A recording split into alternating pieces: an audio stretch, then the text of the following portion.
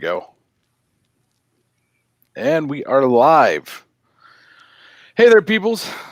I'm the Motorcycle Mick, and we're back with another live stream. I'm joined by my panel once again, the Norseman, Johnny Roblox, and Dirty D's. What's up?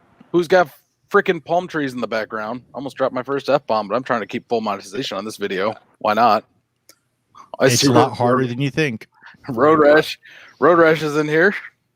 But, yeah, so that looks beautiful. Today we are talking about motorcycle emergencies, accidents, preparing for stuff like that. Granted, this is a topic that most people don't talk about because they don't want to, but I feel like it needs to be addressed. Before I get into that, if you guys didn't check out this week's video, we watched the motorcycle. There you go. Go watch it. If you like it, subscribe if you aren't already subscribed. And yeah, really good info on how the black box from Turtlebacks just didn't help at all. Not one bit. Ended up just using some spray detail, or actually like the spray coating on there, which worked out way the hell better. And then washing it every once in a while helps out greatly. Who has time for that? Literally, I just ride in the rain. That usually washes off whatever I got on it. But literally got a comment on that video. Looks like you took time away from riding. I'm like, this is the first time you guys have actually, first time you've seen me watch the Heritage on this channel. I watched the Sportster last time. So, just saying, like, my Heritage gets clean-ish sometimes. Most of the time, it's just going to the car wash and getting it with a nice little breeze. Yeah, we've been under some significant heat advisories down here, so my bike hasn't really needed to be washed lately. Because it doesn't go outside in 120 to get dirty in the garage. I don't hold it together. Like, come on. There's riding in the heat, which is normal, and then there's when it's 110 degrees out, or feels like 110. When you're riding outside, it just feels like a blow dryer on you, and it's terrible. But my first iron boat ride was from Kuwait City to Abu Dhabi, and I was smart enough to do it in the early summer, so January over there. So it was only like 104. Yeah, but it's nice. A dry heat. I mean, you should be used to that. Texas has a dry heat. So here's the thing about dry heat. When you're riding along the coast, it ain't so dry. It's still hot. Ironically enough, they tell you that after like 92 degrees, the faster you go, the hotter the ambient temperature around you. You know what? I caught a video. I went down a rabbit hole the other day. Caught a video of D's at the Bill's Lone Star Rally, and yeah, dude, that was massive. But I could just tell by the way everyone was dressed down there that it was probably hot as shit on that coastline.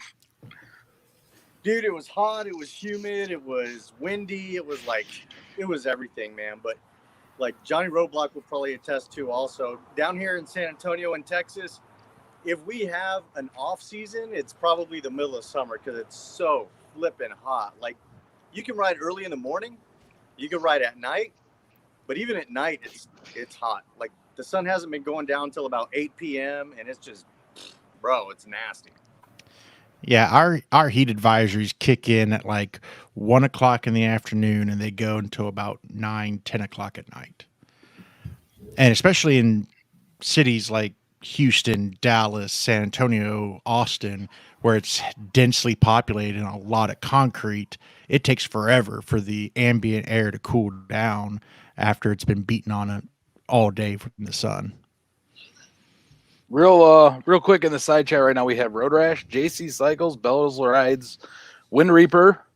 If you guys are watching right now, feel free to comment on the side and ask questions, or if you guys got something to comment about something we're talking about, we'll pop it up there and address it or, answer it. But since we always get off track a little bit at the beginning and then off track everywhere else during the live stream, we're going to try to stay on a little bit of a topic here for a minute, which is preparing for that motorcycle emergency, that accident. And so since we were just talking about it, it's a great segue into it. How to prepare for summertime riding. Don't drink water the morning of your ride. It's too late. The water you drink today is the water your body's going to use tomorrow. So just prepare that way by drinking enough water the day before and then continuously rehydrating throughout the rest of the ride. Saddle Tramp. I thought the hill country was pretty nice during the summer of 2000 when I was there. I don't know what the hill country is. I'm guessing that's down in Texas. Well, that would actually be up in Texas. Those are the Texas mountains. They're a pretty impressive elevation of 402 feet. But that's when sea level is starting at like negative 100. So it's a little bit different. It's not really tall. So I'm not one to push people to wear, speaking about that too, hydration. Mm-hmm. I'm not one to push people into wearing protective gear. It's your ride, your choice. And, he said Bandera.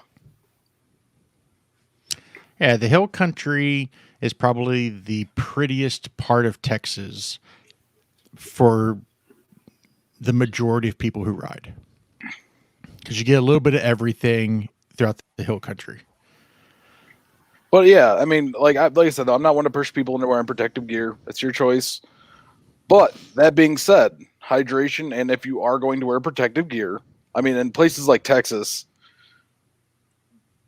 we when I was on the Between Two Wheels podcast live stream thing, majigger they had going on with riding gear, a lot of the stuff that Johnny picked and that Justin from Bikenberg picked was the mesh stuff. That's something to keep in mind, is that mesh clothing is going to keep you cooler, but also going to give you protection while riding. But also you're going to sweat. I mean, you're going to sweat. It's given.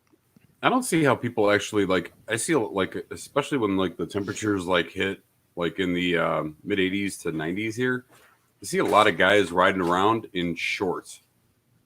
I have never ever sat on a motorcycle, let alone rode it, in a pair of shorts. It just, I don't know,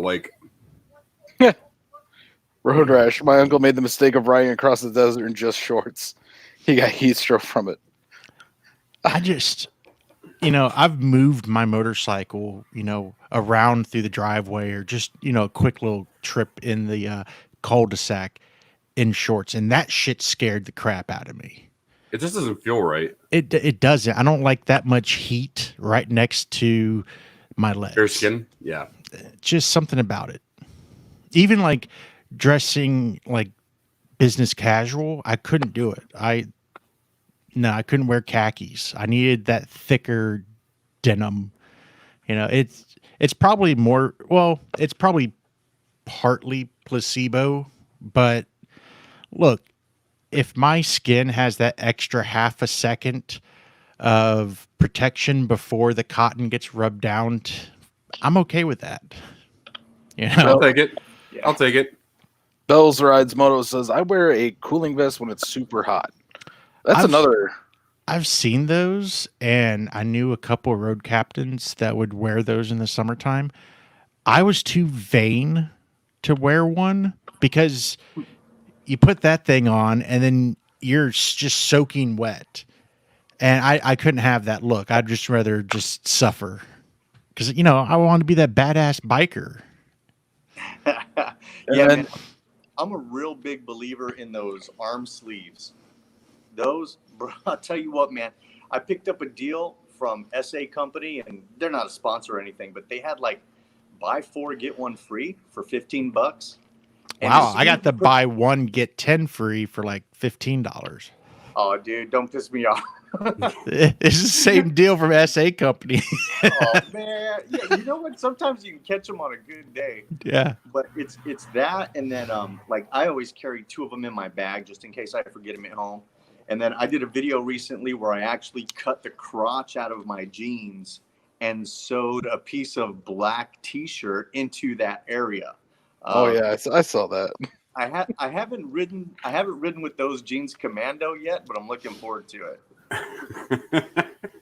I probably until heaven forbid something actually happens and it rips that crotch flap off.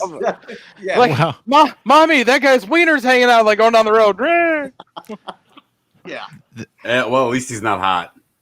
Yeah, right. Well, I probably should have used a pair of black jeans along with the black T-shirt, but I used a pair of blue jeans with a black T-shirt. So now it just looks like I got a hole in my boxers are there, but whatever. When I was a kid, I rode to Santa Cruz over Highway 17 in a bikini and tennis shoes. I'd like to see that. Demonetized immediately. I think she threw that out there that she was like much younger, like much younger. Well, she said when she was a kid. I mean, that could have been last year. We're all kids at heart, right? You know, I've always She could wanted. have been 10. I've always saying. wanted to do that video of wearing underwear, Crocs, and a cape, riding around in my Heritage. But I don't know if I would get in trouble for that with the law. Like what the ruling on that is. Do me a favor. Well, Don't come ever down to- write. Come down to Texas. We will find a place for you to ride that as safely as possible in those conditions. And we will have plenty of video coverage for it. Deez, I'm yeah. sure you'd probably join in on that one. Oh yeah, man. I'll be the Oh. first to dude. I would have. Yeah, dude, having all these GoPros on helmets facing, looking over like, oh, look at this guy. Like, I don't give a shit. No, man, no. For that, I would break out the DSLR. Just have Tracy driving the truck as you're filming. So that was a bigger fail than I expected that to be. Yeah, that was some scary stuff. Me hanging out the bed of my truck trying to film Uncle Ken and Hasso on this windshield review. Terrified me. That's just not going to happen again. I take it you were hanging out the back of a pickup at pretty good speed. We were keeping about 35 miles an hour, but I had all the different stupid vlogger kit and had it all set up. I had my helmet on because we had our cardos, so I could actually tell the guys what I need them to do, and I could ask them a question, and then they would be able to. It would prompt them to provide their review. Once you got the fucking Texas tan looking at you going by, be like, I'm too busy today to handle this shit. On where we were at, we were up in a little part north of San Antonio. It would have been a sheriff, and the sheriffs up here are actually pretty cool. But it's just when you're completely blind and you have your helmet on, so you can't hear anything really, and you have cars just blasting by the side of your head as your wife is just cruising along in a truck. And you're trying to focus on two motorcycle riders and making sure that you're not telling them to do something that's unsafe. And turns out I failed. That would have been actually pretty fun to like ride by you, like sneak up behind you on a motorcycle and just kind of like pat the back of your head. Hi, how you doing? What you doing? I still have the video. I may play with it, turn it into some B-roll or something when I do the actual video. But I failed. Ken and Hasso did great. But yeah. I was playing with my mesh, like, because the one thing I do like about mesh is you can connect to anybody instantly. So you ride around with mesh open on your helmet, and you meet some interesting people. Be like, hey, I like your motorcycle. Like, who the fuck is talking to me? You know, that could be some interesting content. Okay. Just audio bombing people's helmets. Like, Yeah. oh, dude, I have audio sharing, so I could literally rickroll someone. Dude, that would be I pretty want to sweet. fuck it. Oh, fuck it. There's two. Anyways, Hey, Deez, what hotel are you staying in right now? it's like Yeah, a man. Marriott. No, I'm actually at a Hilton in close to Orlando in Altamont Springs. But Is it a you gotta Hilton tell- Garden Inn? Huh? Is it a Hilton Garden Inn? No, it's a regular one, but they Oh. did something a while back. I don't think it's a Garden Inn, but it's not very expensive. I mean, these days they'll almost pay you to stay in hotels, considering everything that's been going on. Like, I think there's 10 cars in the parking lot, bro. Jesus. Yeah, my company is still on a travel ban. None of us are allowed to travel. Not complaining. It keeps me off the road, but it keeps me off the road. Yeah, I know, man. I mean, we've been trying not to, but the way certain companies have been downsizing, if they ask you to go on the road and you say yes, it's kind of a feather in your cap, even though you're putting yourself at some risk, dude. But what you gonna do? I have the blood type that makes me immune. No, I'm joking. I did read a story on that today, though. They say certain blood types are supposed to be a little less susceptible, but there's so much bullshit information. If that is real, I actually have one of them. I will tell you this though. I was also told that if you were what was it? Oh God, I'm trying to remember what the immunization was, but like back in the former Soviet Union, everybody got them. They said if you have this like particular type of immunization, you're also less likely to contract it. I'm looking at it like this. Still don't want to risk it. According to the Navy, when they gave me all my anthrax vaccines, that I was safe from anthrax. But the weaponized anthrax is an aerosol, and the only thing the vaccine covers is ingestion. That's what matters. Also, real quick, shameless plug, since we're if you guys have not seen, we have new t-shirts at the Motorcycle Mick. It's the Heritage. But it's not, because the Heritage is copywritten, so it's similar with enough of a variance to be different. It's my Heritage. That I owned, and I paid for them. Slow down. It's not a heritage, okay? It's a heritage. There we go. Okay? There it is. It's my heritage. It's French. No. We're not doing French. No. Maybe no, just no French.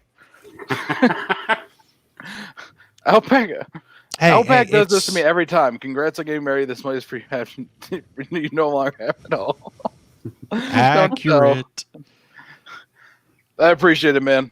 I do. But also, real quick before I got sidetracked, I think that's a great sidetrack, let's be honest. But so with my t-shirts, all right, I do have a Teespring. It is linked in all my video, or I guess my newer videos. I gotta go back and change it for the other ones. But the proceeds from the t-shirts go to Project Clean Slate, which is a Between Two Wheels thing, which is buying a motorcycle, a Heritage, for a veteran. Because, you know what? Screw Road Kings. Anyways. Jesus Christ, man. No, it's going to be a 2014 or newer Road King. We're going to customize the hell out of it, and we're going to give it away to a veteran. Wow, man, that's awesome. That is cool. So these, I gotta ask: Are you pro Heritage, anti Road King? He's got a soft tail. I just want to see how this panel is divided. He is the soft tail. He is part of the family. Okay, down here, soft tail. Over here, Road Kings. Mick, down, you're right. Down here, Mick, you are right. He has a Road Glide. He has a soft tail. He's part of the family, the Heritage Softail, not touring. You set yourself up for that. I'm just saying. I never said it was a touring model. Hardly said that. You didn't disagree. However, I will say that I am anything that's Softail, I'm pro. There you go. Anything with a windshield or a fairing, I'm not really very much pro on, but that's just me. We have a house divided. House divided, yeah. Here's the thing. I love all motorcycles except for the ones that don't work, which are usually the ones I'm working on. But hey, you want to buy my Road Glide? It's got no handlebars at the moment, but I have 30 options for you to choose from. No, I am down to 3 options. But you gotta get a quick detach setup for that, so you just like swap them out on the fly. Just be like, I feel like riding the apes today. So it's funny you say that. I did put an inquiry in to have those bars made, where I could have quick disconnect on the clutch, on the brake, and on the wires. Have them. Just nothing exists. I'm trying to create like the telescopic apes. If you feel like 12s, feel like 20s. It's whoa. It's quick That's a release That's $1 million idea right there. Just like Wow. until it fails. Oh shit! Yeah. You'd have to have a crossbar there, I'd think. Yeah. honestly, if you built it like a bipod the military has and use that kind of metal, you could probably pull it off. And when that fails, there's always duct tape. Just hold that at the 16-inch mark. Yeah. Not even that. Like you just have to deal with them being down here. So I am actually working on a set of custom bars for my Road Glide that will have everything from the controls hidden inside. So the brake line, the clutch line, all the wiring, everything will be inside the bars the entire way down. You know, it's funny. The first bike that I ever built, I actually used in like the internal The twist throttle clutch. and the twist clutch, but I actually stole it from an old Harley junkyard. Because back in the day when they used to have those for the Advance, Mm-hmm. yeah. So I was on my first Softail. Well, actually, this is my only Softail. On my Softail, I had one of those, and we were playing around with different motor setups. And I found that when you're so amped on the highway at 3 a.m. doing 140, and you go and hit that clutch real hard, it will snap, and your bike slows down quickly. Who It needs a does. clutch? No, it was wicked though. It snapped and the entire grip came off. And all of a sudden there's wire just spinning out of control coming out of my bars. It was wicked. Scared the crap out of me. You spin me right round.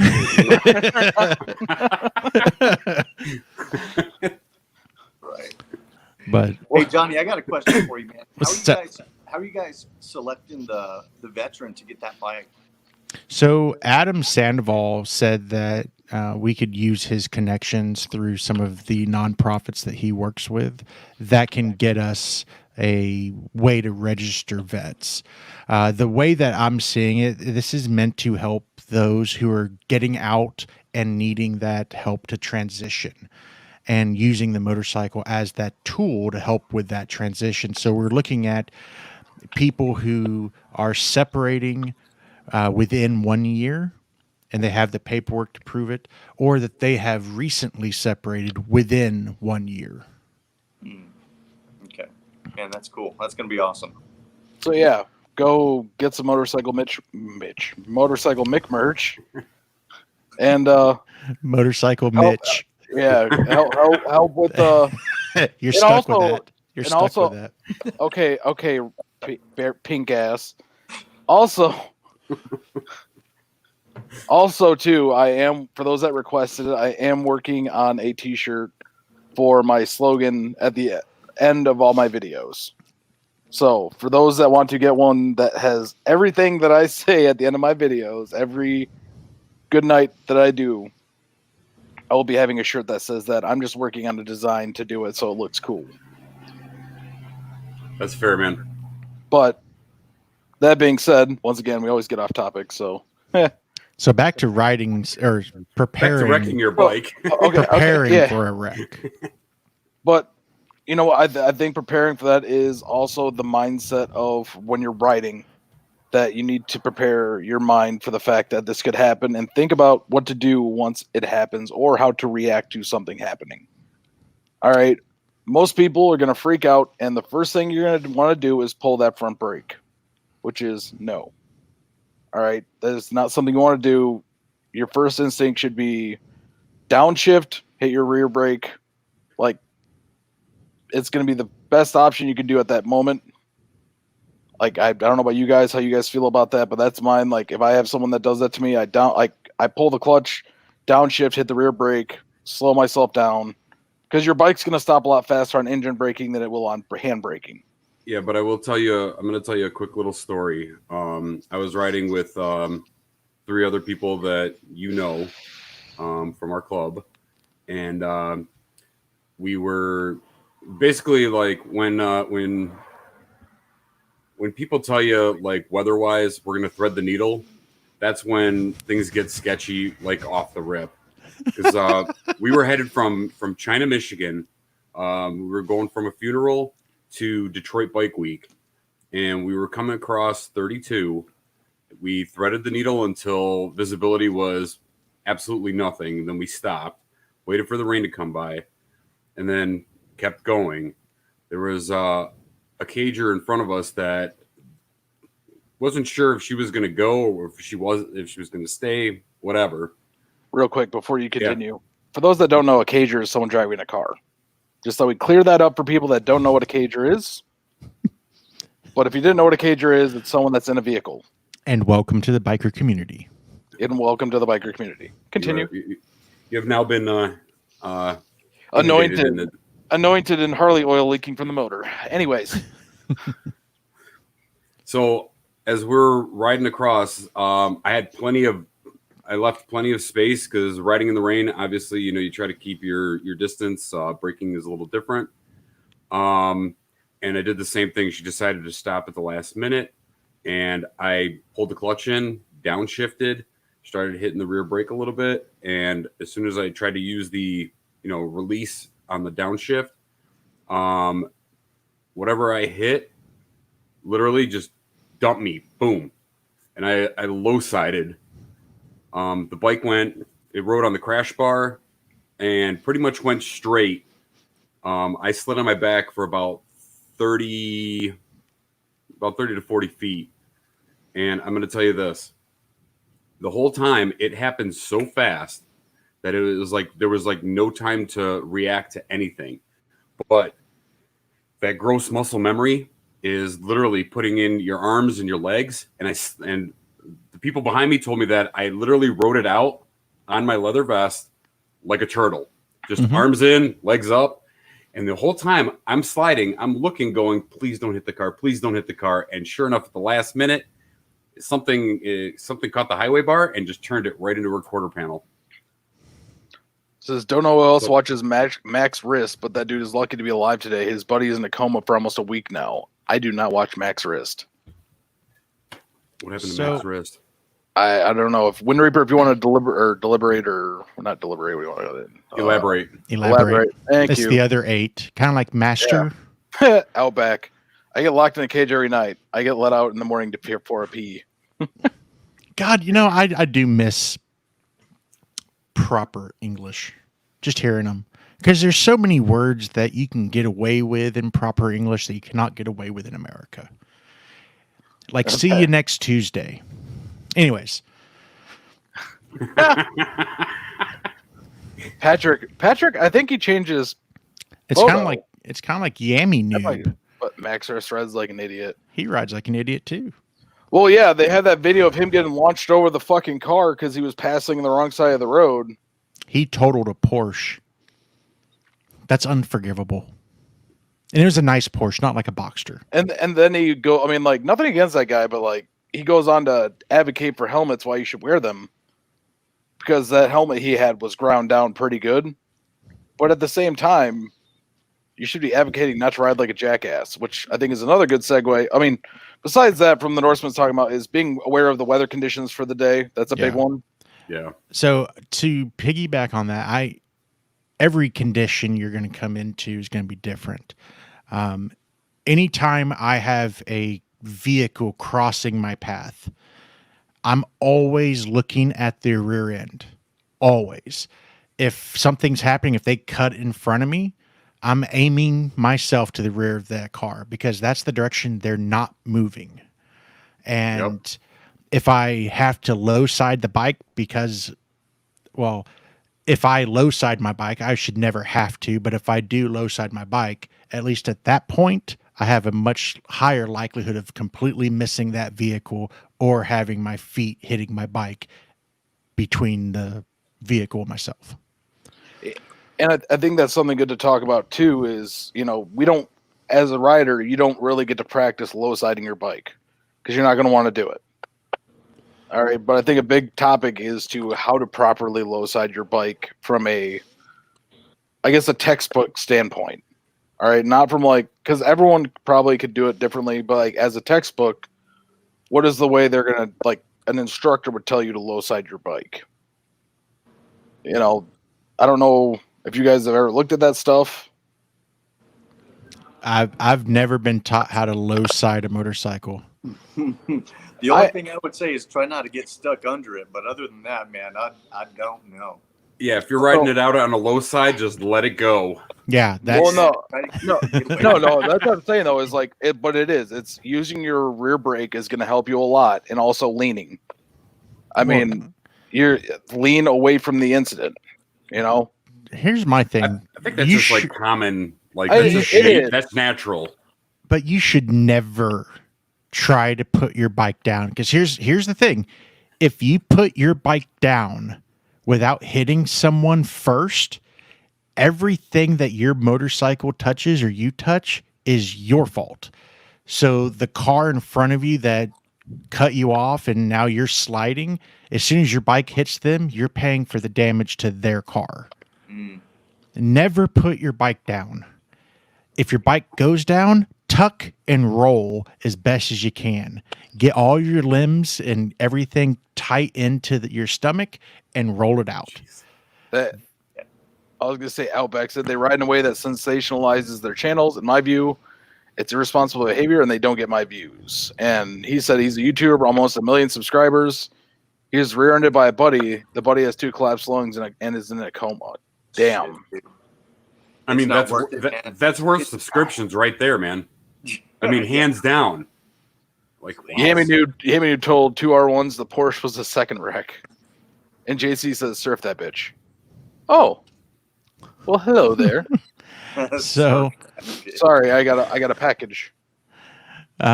it's one of those things where I try not to critique anyone's riding when they're in an accident, because I've been in some very weird accidents that don't make sense, but they still happen. So I'm not going to judge someone, except for Yami Noob. That guy's a prick. Let's be honest. And he rides like a prick. Now, look, all these stunt channels or the guys who ride what people would call irresponsible or whatever, it's their body, their bike. And, you know, my only care is if they're riding insured. So if they do cause property damage, they can at least cover that property damage. My body, my bike. Okay. Wow. You know- T-shirt idea right there. My body, my bike. I got roasted because of last night's live stream because I was too political in my apologies. Yeah. And Hold on. Can we just say apologies? I apologize, I'm and sorry. I was sincere. I'm sorry that Ish. I'm sorry that you're a little bitch. That's basically how it went. I mean, You know- but here's the thing. He did it with such style. I wrote that apology from the bottom of my ass, but it was heartfelt. I took the time to write it out. I'm even going to post it in the show notes So because I actually lost track of where I was reading, so I had to skip over a couple lines. It was actually really, really toasty. Sonic 747. I got rid of my BMW S1000RR. Was taking too much risk on curvy roads.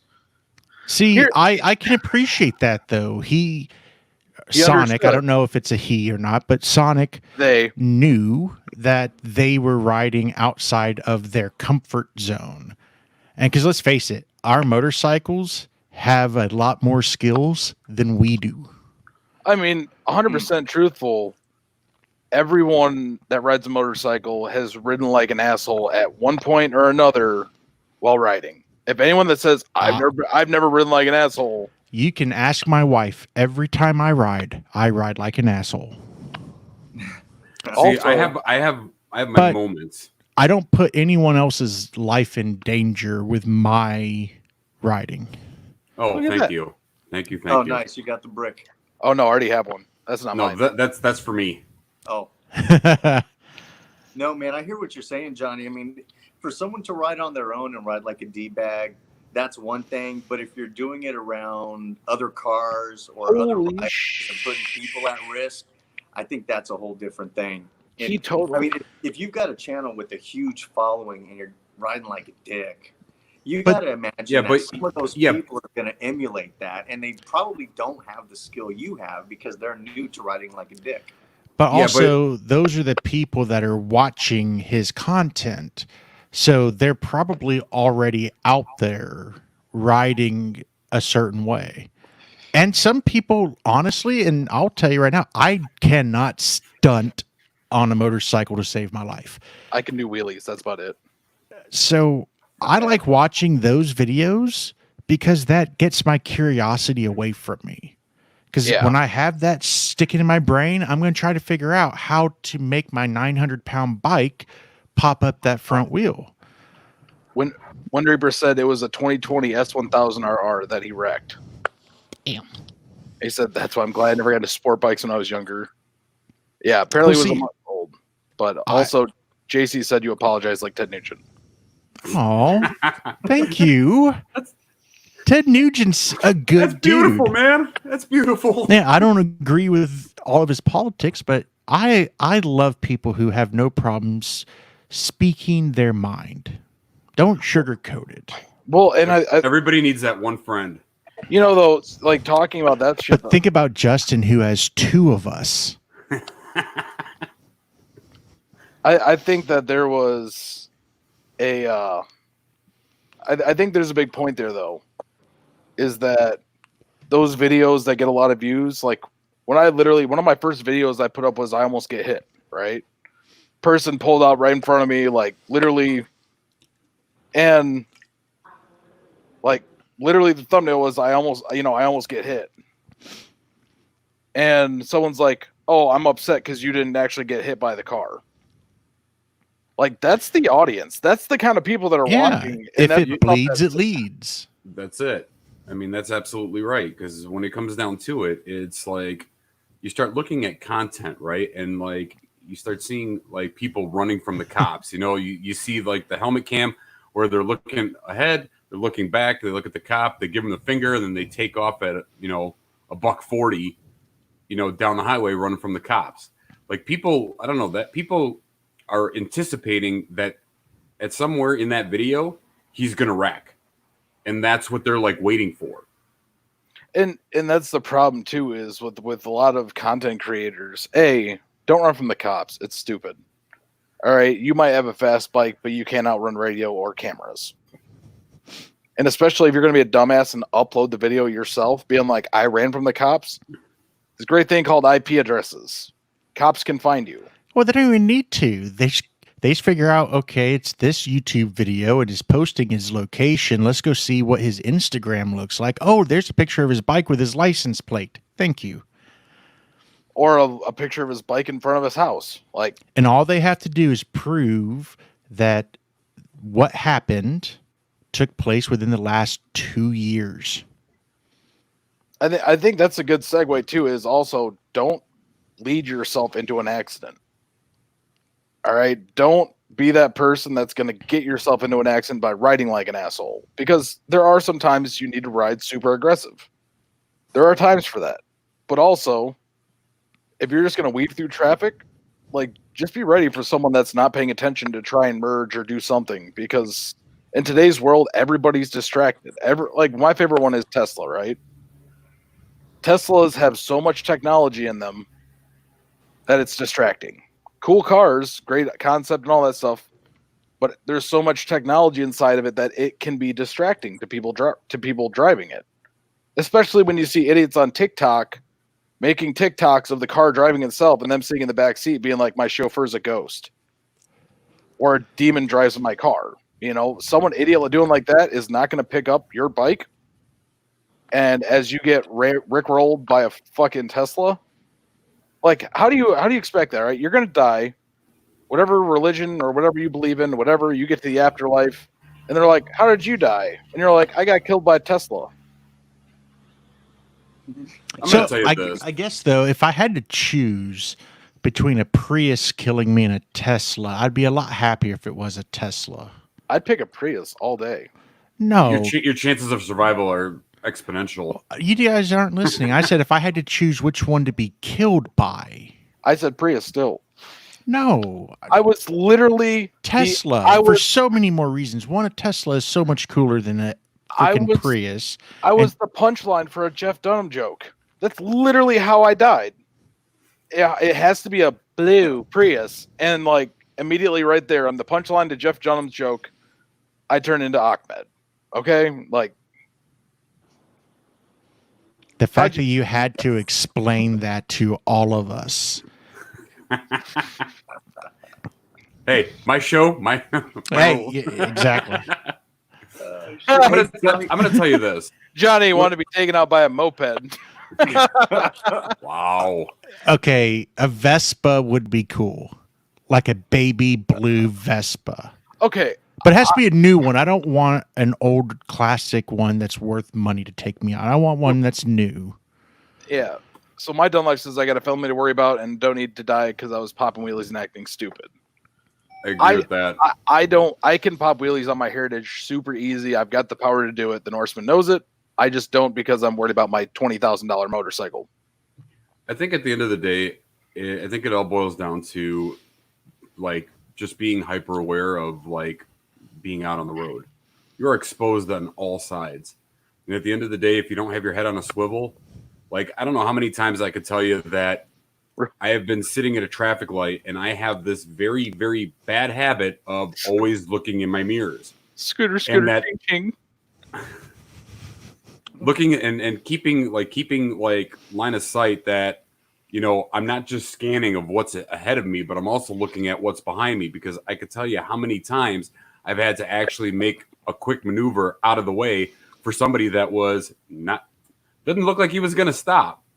I think, and I think that's why filtering should be legal everywhere in the United States. All right. If you don't want to go lane splitting, at least filtering.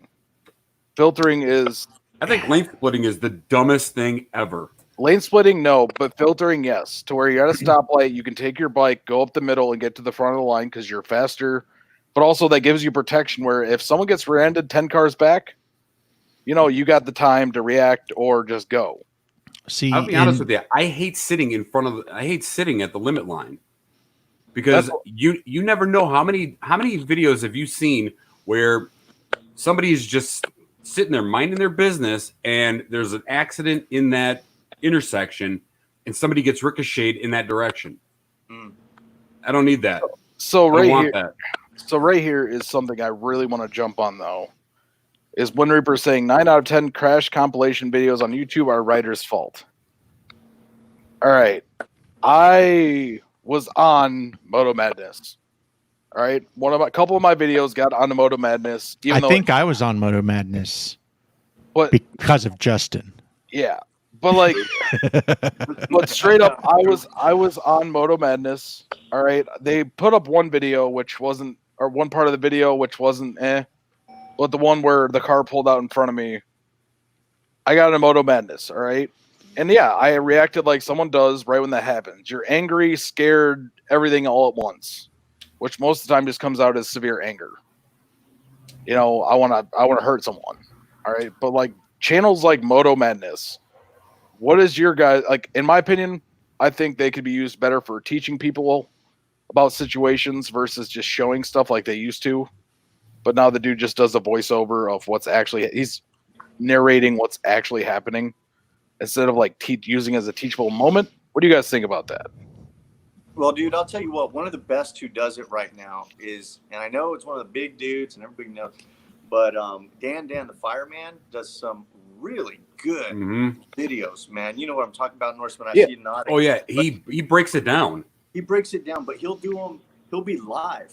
So he'll do a live like this, but then he's got all these clips and he's slowing them down. He's reversing. He's saying, hold on now, look how the guy, look, did he grab his brake or did he grab his clutch? Like he's pulling the audience. So I love those. But yeah, you're right. I mean, if it's just crash after crash after crash, I always assume, quite frankly, that it's always the rider's fault. Even if it's just some random ass weird thing that happened, like the chick who pulled out from a McDonald's and T-boned my old bike and it got totaled. I went back and thought about it and I'm like, you know what?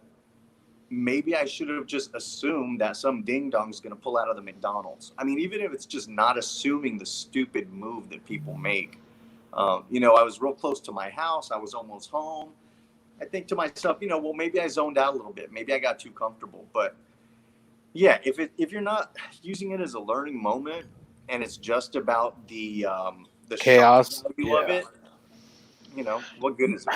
Well, No. those videos are entertainment videos, and let's face it, they're a great way to make money on YouTube because even non-motorcycle riders watch that stuff.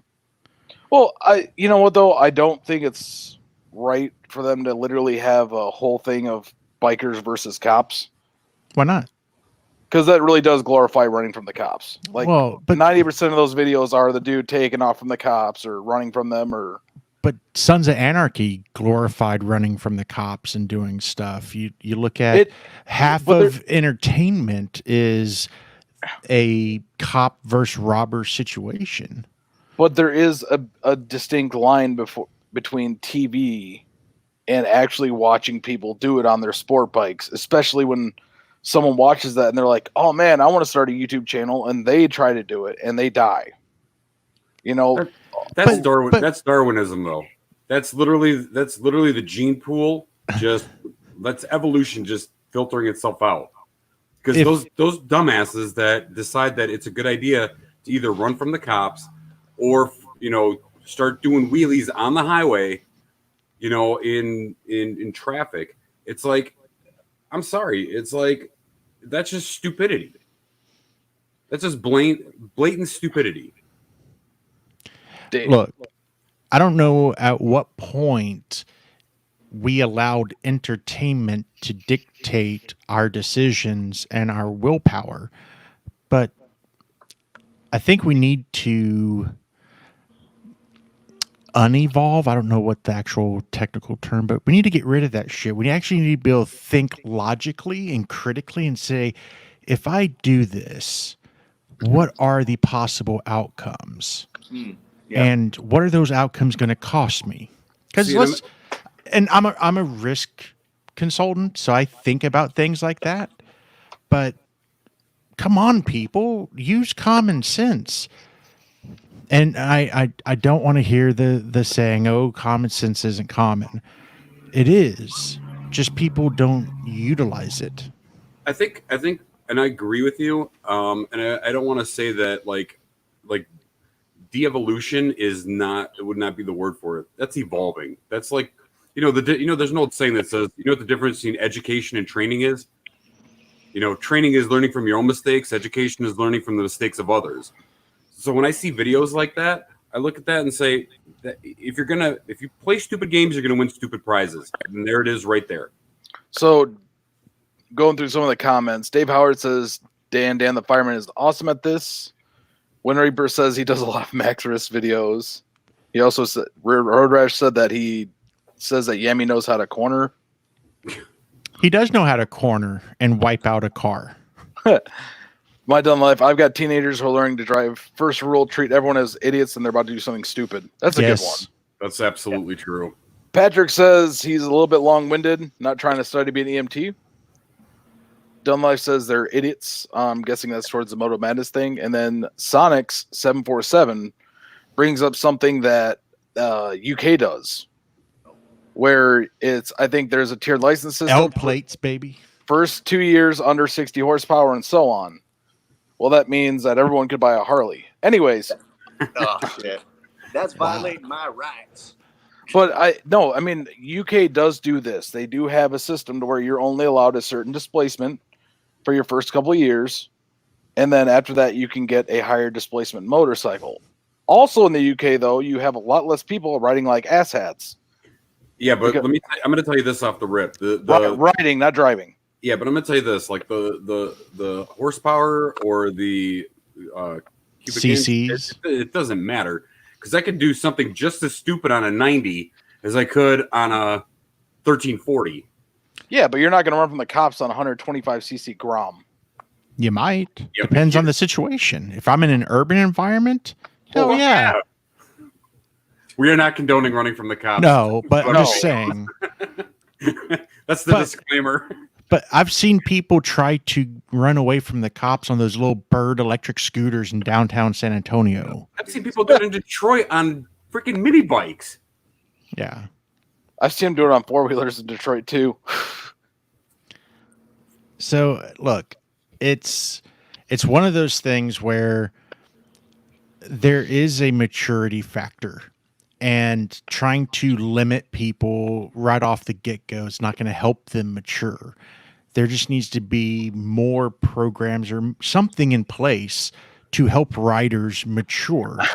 And it's not just maturing their mentality, but maturing their skill set to understand what they're capable of and how to properly use those skills.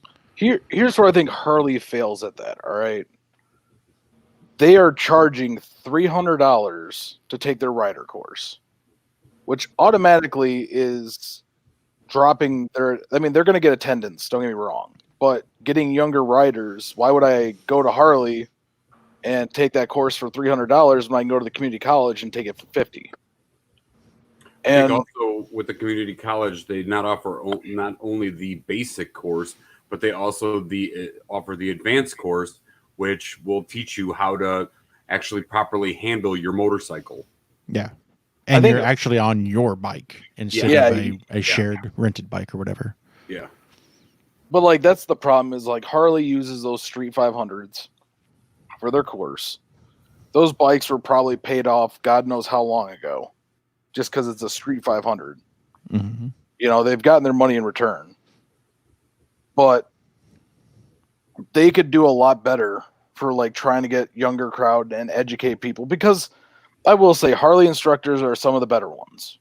They're the ones that are going to be a lot older. They're going to take their time and actually teach people how to be smart on a bike. Community college has those same guys too. You do realize that it's all the exact same certification that they have to have. The I'm- MSF instructor certification. I'm not going off of that though. I'm going off experience of the person teaching. So it's they're not going to sit there and just read the book page by page. Right. You know, So and- I did the cheap MSF course when I finally broke down and got my license. And it was boring as sin. The whole half day in the room going through all the videos and all that crap. It was boring as hell. The Harley Davidson one is actually entertaining. It's kind of interactive. I feel like the people coming out of the Rider's Edge courses know more than the people who just go to the basic MSF. At least that was my experience in Plano, Texas. No, So, and if Harley could do that for a less higher price, But- yeah, but they're providing a higher quality service. Therefore, they're going to charge more. but do you see $300+ as validity to? I mean, like I could say like $150, but like $300, and you had to provide your own helmet. You know, all your provide your own riding gear, which is what most MSF courses do. I know some have helmets you can borrow, Yeah. but Here's the thing that I think people don't see a value, and that's the problem. They're not advertising the value that you're getting for that $300. And that's where Harley, I think, fails in all of their advertising. Yeah. Is they're not showcasing why their motorcycle costs $27,000. They're showing how fun it is to ride. Well, every motorcycle is going to be fun to ride to someone. But why is your motorcycle better? When we see all of the sport bike commercials, they are going balls to the wall about why their bike is amazing. I mean, dude, I on full disclosure, if I was to get rid of my Heritage, I would get a Rocket 3 from Triumph. But that's the video they had for that bike racing a freaking McLaren. Like in my mind, like no, but seriously though, like you see that bike racing a McLaren, like top of your list, like that bike is racing and being a McLaren. Like Harley doesn't do like if Harley had like a muscle car of sorts in their video doing that kind of stuff, I think it would cater to the people that like the American style, but also it makes it fun and cool. It gives it a competitive feel. Yeah. Yeah, but you're talking like two different types of like riding per se. sport bikes, yeah, if you're looking at sport bikes, you're in it for the speed. You like the agility. You like all these different like streamlined packages. When you're looking at Harley, you're looking at something completely different. You're looking at more of like the slow and low versus the, you know, streamlined and fast. So then why did they put a 114 in a Heritage or a Breakout or a Fat Bob? You know, because they already had a market showing that those bikes would sell at a premium. Do you know how much it cost Harley to swap out the jugs on those bikes? It's not just the jugs though. Well, to make it from a 107 to a 114, it's about a $10 to $15 difference in cost for them. But it costs you $2,000, $3,000 more. That's why they $800. Again, that's why they do it. The specials, like if you look at the touring bikes, those have these massive gaps in the pricing. And when you look at it and you start looking at how much it would cost for you to piece it together, yeah, it's a great deal. But if you look at it from a business standpoint, it costs the motor company nothing additional to do that. Nothing at all. I know the 107s and the 114s are different. I know they have a different stroke and everything, so the cases are different. No, dude. I have a 114 in my bike. You have a 4.5-inch stroke. The 107 only has a 4-inch or 4.125 stroke. Dude, the only thing they changed was the pistons and the jugs. I'm telling you, the stroke is different. Google it. Anyways. I thought that because when I made the 131 or the 128 versus 124 video, that's where I found out the 124 is for the 107 and the 128 is for the 114s. The strokes it has to be a 4.5-inch stroke for the 128, and it has the 4.125 was for the 124 for S&S. It says your bike has to have the 4.5-inch stroke to be able to do. Is that not the 117? No. In the Screaming Eagle? No. So the 114s do have a 4.5-inch stroke, and the 107s have a 4.125 stroke. Okay. So we learn something new every day. But yeah, I mean, like that's. But you want more inches, stroke it. But I mean, like honestly, like a Fat Bob 114 could be sold as a really cool bike, but they don't market it as like. I have really seen very minimal soft tail marketing for Harley, and that's kind of like the bikes that most, I guess, millennials. Here's the thing, man. You're not the target demographic for them. You're not going to see that marketing. I see more Harley Davidson marketing because I have like a decade on you in age. That's how the targeted marketing works. Well, not right now. This month, Facebook advertising is not getting anything from Harley, but Instagram and all that stuff. There's a reason you don't see a lot of it. It's because you're too young. You haven't hit that 35-year-old age yet. I see advertisement for Harley on my Facebook all the time. Like literally. But you see what they want you to see. It's a bunch of geezer glides. I don't see any like Fat Boys. I don't see any Heritages. I don't see any Breakouts. I don't see any Fat Bobs. Like, because when they brought that Fat Bob out, there was a lot of people that had sport bikes that rode it, and they thought it rode like kind of like a sport bike. Yeah, you know, the way it felt. And that's also Dunlop. My Dunlop brings up a good point. Is the Street Fighter bike will go after those demos. I see the Harley Street Fighter going after the XD of all style of riders, the Rocket 3 riders, the higher end sport cruisers, which are notoriously younger people. I see a lot of old people riding the Ducati XD of all and the Triumphs. Oh yeah, but also at the same time that Street Fighter or the Bronx, I guess, is something that can compete with sport bikes. I mean, the suspension on it, everything is set up like a sport bike, or I guess should say more along the lines of it's sport bikes, but it's more tunable. It is, but it brings more along the lines of like the old, you know, when Harley actually had their sport bike brand. So one thing I am looking forward to with the Bronx and the Pan American, that entire engine family, the modularity of it and how they can swap out the parts as they are. This is going to be a motorcycle tuner's wet dream. I mean, if you remember back in the 90s when the SN95 Mustangs came out, everyone dogged them. But you look at that 4.6 liter modular engine, it was one of the best engines Ford produced, and it was tunable. And now it's one of the most sought after tuner motors for Fords. That's what I think we're going to start seeing here. And I think that could be what draws the younger crowds to Harley, is having a tuner style motorcycle. I don't know. Real quick, It's going to draw all those inexperienced riders.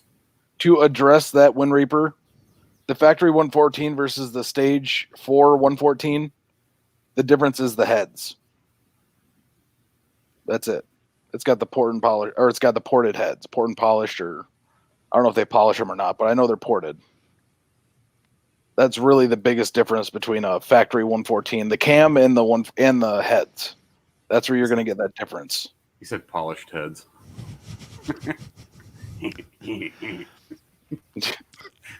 But yeah, I'm very happy to see that Harley didn't cancel all of these really cool projects that are set up for this whole rewire thing. I think it's good for them to continue pushing, and they have to push the envelope. That's just, every motorcycle company has to continue to push.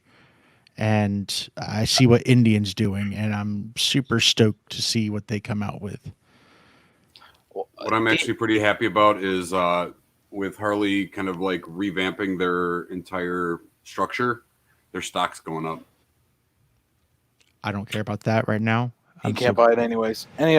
But like, I mean, Harley. I think that About 4 shares, man. right there, 4 shares. he wants to see the Revolution motor in a Sportster. Well, I think we will. I think they're going to end up rebranding the Sportster into this new family and to continue the moniker. You know what? I will say this right now. People gave the street Harleys a bunch of shit, but that Revolution motor would not exist without them. Like, really, that's the motor that really. That motor wouldn't exist without the V-Rod. I think the streets had it before the V-Rod. Think about what you just said. Yeah.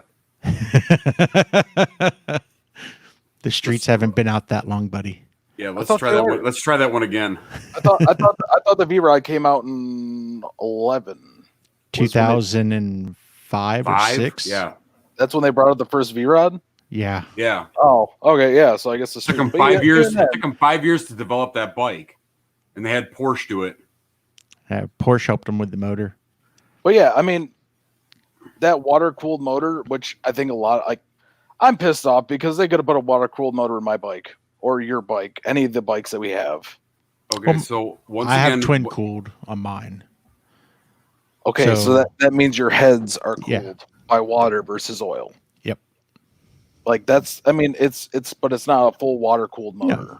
You know, and that sucks. And you don't get the benefits of the water cooled motor.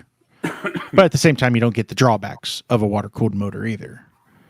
I get stuck with both. Oh, there we go. Last 9, 2002, first V-Rod. Oh, wow. Yeah, there you go. we were a little off. It's hard No, to remember that far back. Hey, what's up, Scouts? But I think that is going to be the next generation of Harleys. I think Harley's eventually going to put that into a bike, like a bigger version of it into the bikes. Because I only can imagine the numbers that water cooled, the 1250? Yeah, I can only something like that. I can only imagine the numbers that bike's going to produce. You know, versus Well, I'm looking at it from a business perspective. If they can whittle all of their stuff down to only having 2 engine platforms, their costs are going to just crumble. And we win when that happens. after you pay for it. We win when they shrink down the number of platforms, because then the aftermarket's only having to make something twice. instead of right now they have to make something special for an 883. They have to make something for the twin cams. They have to make something for the 1200. They have to make something for the Milwaukee 8s. If some of the twin cams have to make stuff for the balanced motors, there's the unbalanced motors. So you see, they're shrinking down how many engine platforms they have, and that's what's important, is getting it down to those base engines and then building off of those. 100 horsepower for the 1250. And that makes sense for a Harley Davidson motor. I'd be curious to see what the torque numbers are. I mean, we're used to seeing high torque numbers out of Harley Davidson motors, but this will have to be a different type of motor. It's going to be higher RPM range, higher horsepower, lower torque. You know what? And I kind of get that too, is Harley always puts only the torque numbers on the bikes. That's the only thing you see. You don't see horsepower. And when they brought these new bikes out, it was horsepower, not the torque. So that means the torque's going to be lower. But also, whatever the higher number is. But also, like you said, tuner's wet dream. How much is that bike going to be able to go to with tune? Well, also think about it like this. It's going to be a lighter motorcycle. You don't need the torque as much on a lighter motorcycle as you do on a heavier motorcycle. Sorry, the 975 is 100. The 1250 is 150 horsepower. That, you know what? That's close to competing with the Super Duke. It is. And as soon as we start seeing those numbers, we're going to start seeing Super Duke prices. But that's really what it is, though. It's Harley. So that's a lot of ponies for one horse. You know, we're not. What do you expect? It's Harley. So I mean, it's going to compete with the Ducati Diavolo or whatever. It's going to compete with the KTM Super Duke R. Yeah, it's going to stick with what is classified as a premium brand. It's not going to go after Honda. It's not going to go after Kawasaki or pretty much anything out of Japan. It will always have to compete with Indian because Indian is actually putting up a fight. And it's going to have to compete with the European brands because those are seen as more luxury brands. It's just how it is. Honestly, I think with all the restrictions and everything going on, that I'm really wondering if we're going to see a lot more American-made bikes being purchased because prices of Japanese bikes going up. What do you mean? So, with everything we have going on in the world right now, all right, economies, everything like that, the way the president's doing stuff with trying to keep stuff within the United States, I wonder if we're going to see an increase. Because, like, even if they assemble a Honda motorcycle here, mm-hmm. the parts are still coming from overseas. Right. They are for Harley, too. They are for Harley, but it's not. That's an American-made motorcycle. Even though the parts are coming from overseas, I'll tell you right now. It's assembled here. Yeah. And I'm gonna tell you this off the rip. Okay, I worked in automotive for a very, very long time. Your Cadillacs, okay, the prized possession of the American working, middle class. When you've reached it when you've got a Cadillac in your driveway. It's got more foreign parts in it than the Toyota minivan. But on paper, it's still an American brand. Well, yeah. It doesn't matter. At the end of the day, the profits stay here. But on paper, if you look at Harley, they're not an American brand. If you want to go that route, if you look at the majority shareholders, they're not in America. Nope. I'm saying. I'm just saying if we start looking at it like that, yeah. Where did Harley start? It started in America, sure, but where did Honda Motorcycles United States of America start? Started in America. China. No, it started right here in America. Yamaha Motorsports or Yamaha Power Sports. I mean, I'm not going to say that Indian is not an American company because it's owned by a Japanese company. It's still an American company. The product is made here. If you look at Toyota trucks, that's an American truck. It's made and assembled here in America. It's made more in America than I think any American truck is actually made. Oh, I know. I'm saying to a president of the statue where he's at. I don't think we would ever overtax Japan. our economies are too reliant on each other. And I'm gonna tell, and I just want to add to this. Well, where does like, Honda come even from, though? It's coming from Japan. Where is You a re- lot? Where is a large part supplier of Honda coming from? It doesn't matter. It's being assembled in Japan. Therefore, it's a Japanese vehicle being shipped to America. Mick, Okay. I just want to throw Yeah. this out there. Even if the prices on those things go up, do you realize how much they would have to go up to actually like make Harley look affordable? I mean, the Goldwings are already at that point, though. Yeah, but look at the you're talking like if you're looking at a fully dressed Gullwing versus a ultra classic, right? You get a hell of a lot more on a damn Goldwing than you do on an ultra classic. Okay, but think from an archaic standpoint of a man. What's the one thing they want when they buy a bike? Reverse air conditioning. A cruiser. Oh, yeah, It went shift. a cruiser, though. Like what? Like a cruiser or a touring bike. It's the exhaust sound. Having that Harley sound is what people love. I mean, But that's a simple exhaust change, and we see it every time we go to a bike night. And you look at Honda Shadows and the whatever the Yamaha ones are, they all change out their mufflers, and now they get that deeper, throatier tone out of their exhaust. It sounds great, and it sounds better than a lot of Harleys do. Sonic, I couldn't own a Harley. It takes too long to clean. Need a bike with a full fairing, so all I do is quick wipe down. Who cleans their bike? Every time I ride in the rain. Actually, he said, I clean my bike after each ride. Damn. Wow. To be made in the USA, every component has to be made in the United States. So nothing is made in the United States. My dumb life, I can tell you several parts from Mexico bought from an American company. Are Harley parts in the future going to be made in Thailand, India, and assembled in the USA? That is incorrect. Yeah. So the bikes being produced in Thailand are for the Southeast and Southwest Asian markets, just like the bikes being built in Europe are for the European markets. And I think It's- for those markets, you're going to see a lot of the bikes they already have, like the streets. The streets would sell good over there Right. because of the way it is. Over there, smaller, just like in the UK, you're not seeing a bunch of big backers. You're seeing Sportsters and Softails being sold. It's the smaller displacements. Yeah, it's Well, look at the cost of fuel. I mean, They we're pay sitting per- in, they pay per liter over there, not by the gallon, per the liter. and they're paying what we pay per gallon. That's what they pay per liter. Yeah. When I lived in England, that's what it was. It was almost Terrible. Still like that. 4.5 to 1 when you look at the prices and the exchange rate at that time. Avengers. No, I mean, it's a big deal, though. I mean, there's a lot of American, and I say American because I understand that. Let's be honest, Harleys are made from parts from around. The steel is from the United States. Like it's pressed, it's stamped here. Okay, cool. They like to stick with that, but like you look at everything else on the bike, and yeah, it comes from different markets. It's like everything else. It's all a hodgepodge of where they can get it cheaper. Yeah.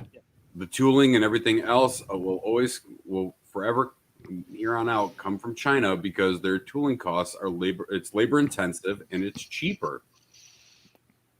And I'm going to say this too. Okay, here we go. They do. This right here is a Neewer made in China, really cheap LED light. This is another Trevor LED light. It's more expensive, made in China, and the quality is 10 times what this Neewer light is. They're both made in China, probably in a factory right down the road from each other. There's nothing wrong with Chinesium products, No, but you're going to get what you pay for. And Chinesium. That's funny. it's true though. I mean, dude, think about that. All right, I'm biased as shit when it comes to Advan Black. Every product they make comes out of China. Everything's made in China. But all of their products I've ever purchased have been high quality products.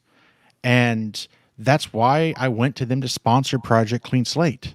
It's because I know their products are quality and they're not raking us over the coals to buy a quality that's equal to OEM for half the price.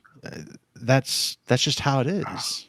I think a good point that's brought up a lot is that if you buy something that's made specifically in the United States, the quality of it is going to be worse than that if it came from China. And the reason being is because the cost of an American manufacturer to make the same thing the Chinese manufacturers are is not the same, because the Chinese plant can do it for pennies on the dollar because of cheap labor and everything. Yeah, and they can use higher quality parts, but you buy an American made thing, it's going to be cheaper materials because they want to stay within cost. So I just want to throw this out there, okay? And my background is quality. Like the stuff that's coming out of like China is all based upon A, the manufacturing, and B, the quality checkpoints that they have in play. Because here's the thing, it doesn't matter where it's built. Okay, if we're not talking about price here, you can find some like inexpensive stuff that has really, really high quality because the quality standard's higher. This is why they have like standards like ISO and IATF and all these other, certifications that these companies have that basically say that all your quality gates are in check. You say what you do and you do what you say, and that yields your end result, your product. I think a really good example of that too is Kia. Yeah. 10 years ago, Kia was a throwaway car. Mm-hmm. You bought it for cheap and drove it till the wheels fell off. Wait. You also got a bicycle with it. Yeah, but now you look at Kia, and it's a really good brand, just like Ford. I mean, or Chevy or anything like that. It's comparable, but a way better price point. Well, they did the opposite of what Tesla did. So a lot of car companies or a lot of manufacturers, they start with the mass market first, lower quality, but good enough product to get money coming in and using that to build up for their better, more expensive, higher quality products. Tesla went the opposite way. They went super expensive to go after the niche clientele and use that to build their less expensive cars. I mean, that's what Hyundai did. That's what Kia did. And it's one of those things. Yeah. Hyundai owns Kia. Oh, you say this until you realize that your enemy is the media, not China.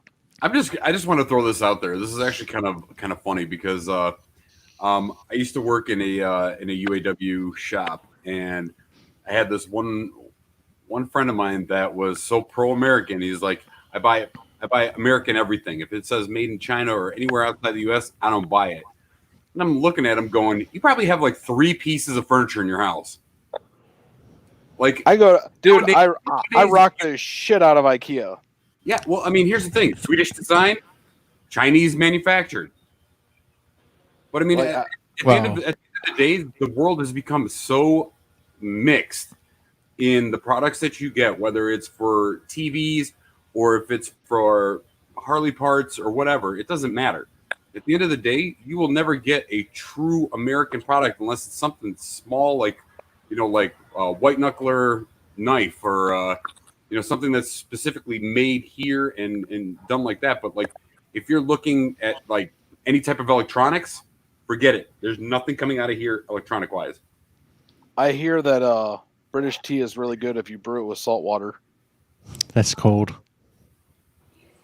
Wow. Nice.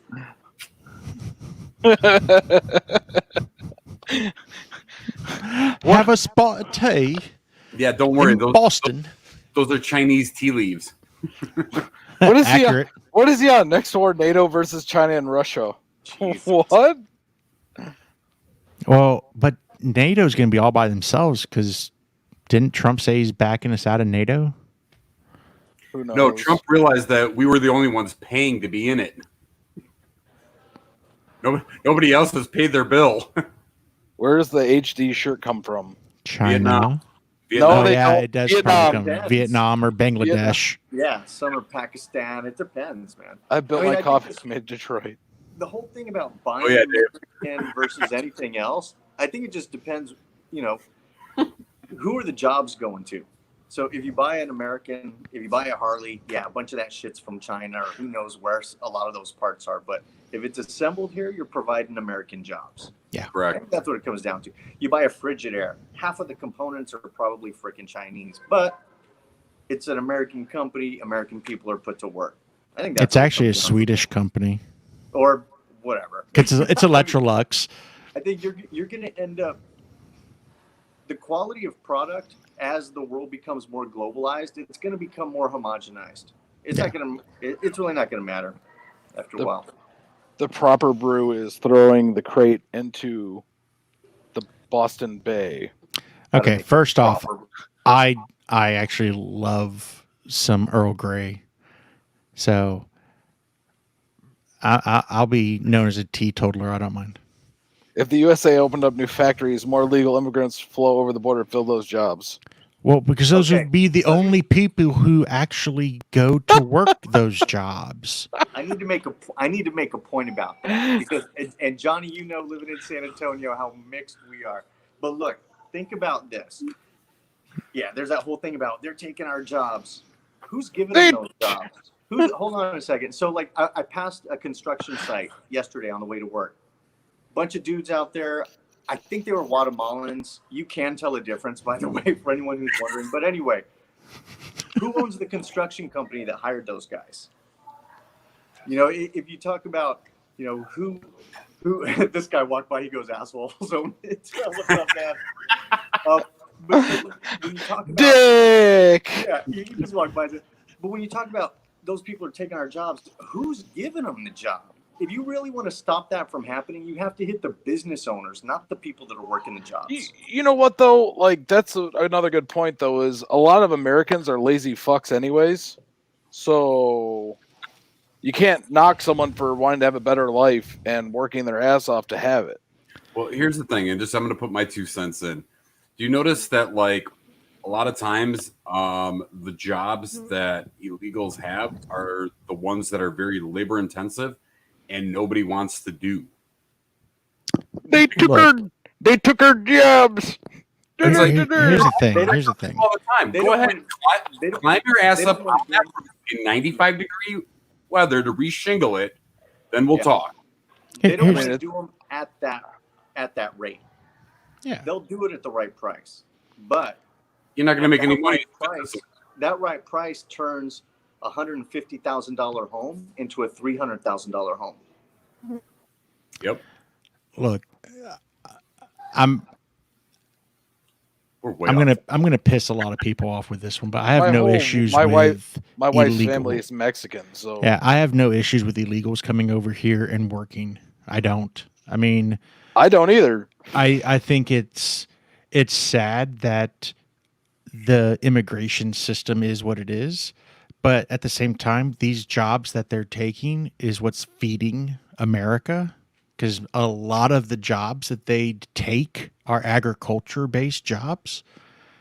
So, you know, I like having fresh vegetables, and I like the ones that come out of California. And Southern California has a lot of illegals working in their fields. But That you know dude's- something? I really have no problem spending $4 for an organic head of lettuce that an illegal picked. You know, he's providing for his family just like I know go what? out and provide for mine. I like calling them migrants because you know what? You can say someone's illegal as much as you want, but that person's willing to work their ass off to do that, to make money more Americans are, because they're so worried about the college degree. So when I was in the Navy, we had a guy who was applying to become a Navy SEAL. He passed the psychological exams. He blew away the physical tests. But because he was not an American citizen and he was not eligible for a top secret clearance, he couldn't go and do that job.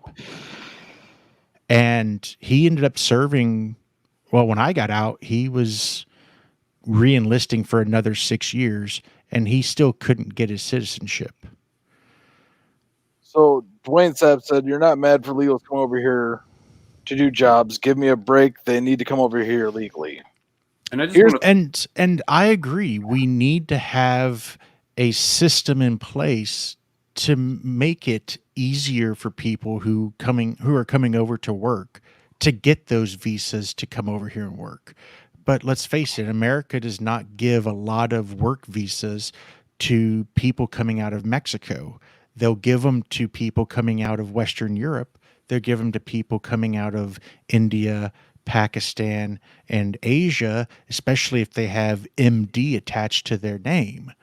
But that's how the American government works. What's the best for the majority of the people? We don't look at the illegals who are coming from Latin America doing these really crappy jobs that we don't like to do.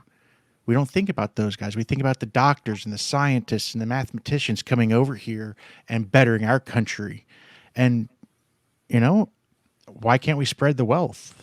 Make it easier. I'm saying if people want to come over here and work, make that easier for them. see, but that's the thing is like you can from that standpoint, okay. Like I'm an immigrant. Okay, I wasn't born here. I came over, and by the way everything panned out, I had to live in Italy and I had to live in Austria before I came here, because that was how long it took for paperwork and everything else to come over legally. So coming over in a sense as a refugee with no country and basically no home, you know, that's kind of like what we had to go through, but we did the steps legally. Right. So when we came over here and I became a naturalized citizen, you know, for me, that was, here we go. Now you're entitled to all the benefits that comes with, you know, like unemployment, you know, a few other added bonuses, but like it really comes. I it really think. comes- go ahead. I would say. No. I think if the person comes over here and they came over here legally, but they are working a job, you know, they have proof they are working, that it's okay. I mean, the ones that come over here and just cause chaos and havoc, no, get the fuck out of here. We don't need you here. We got enough of that on our own. But you know, if they're working a job, like a good example is they talked about the price of milk. All right, me personally, I absolutely love milk. It's one of my favorite things. All right, but if it wasn't illegal immigrants doing that work, then the cost of milk, instead of being, you know, $1 to $3 a gallon, could be like $10-15 a gallon, because it's not just milking a cow at that point. Is something you got to pay benefits, you got to pay them all that money, you got to do, you know, all that kind of stuff. It serves a purpose. Everyone's against illegals until they realize the prices of everything that goes up, because that inexpensive labor is going to cost more in the end versus someone. Can I throw a different? Let me throw a different perspective on that. Okay, so right now, when we, like, as Americans, when we build a vehicle, right, we have UAW. Everybody's got higher wages. You know, everything is set up for cost of living in America, right? So if you look at it, we're sitting up here. The cost of labor in other countries is down here, right?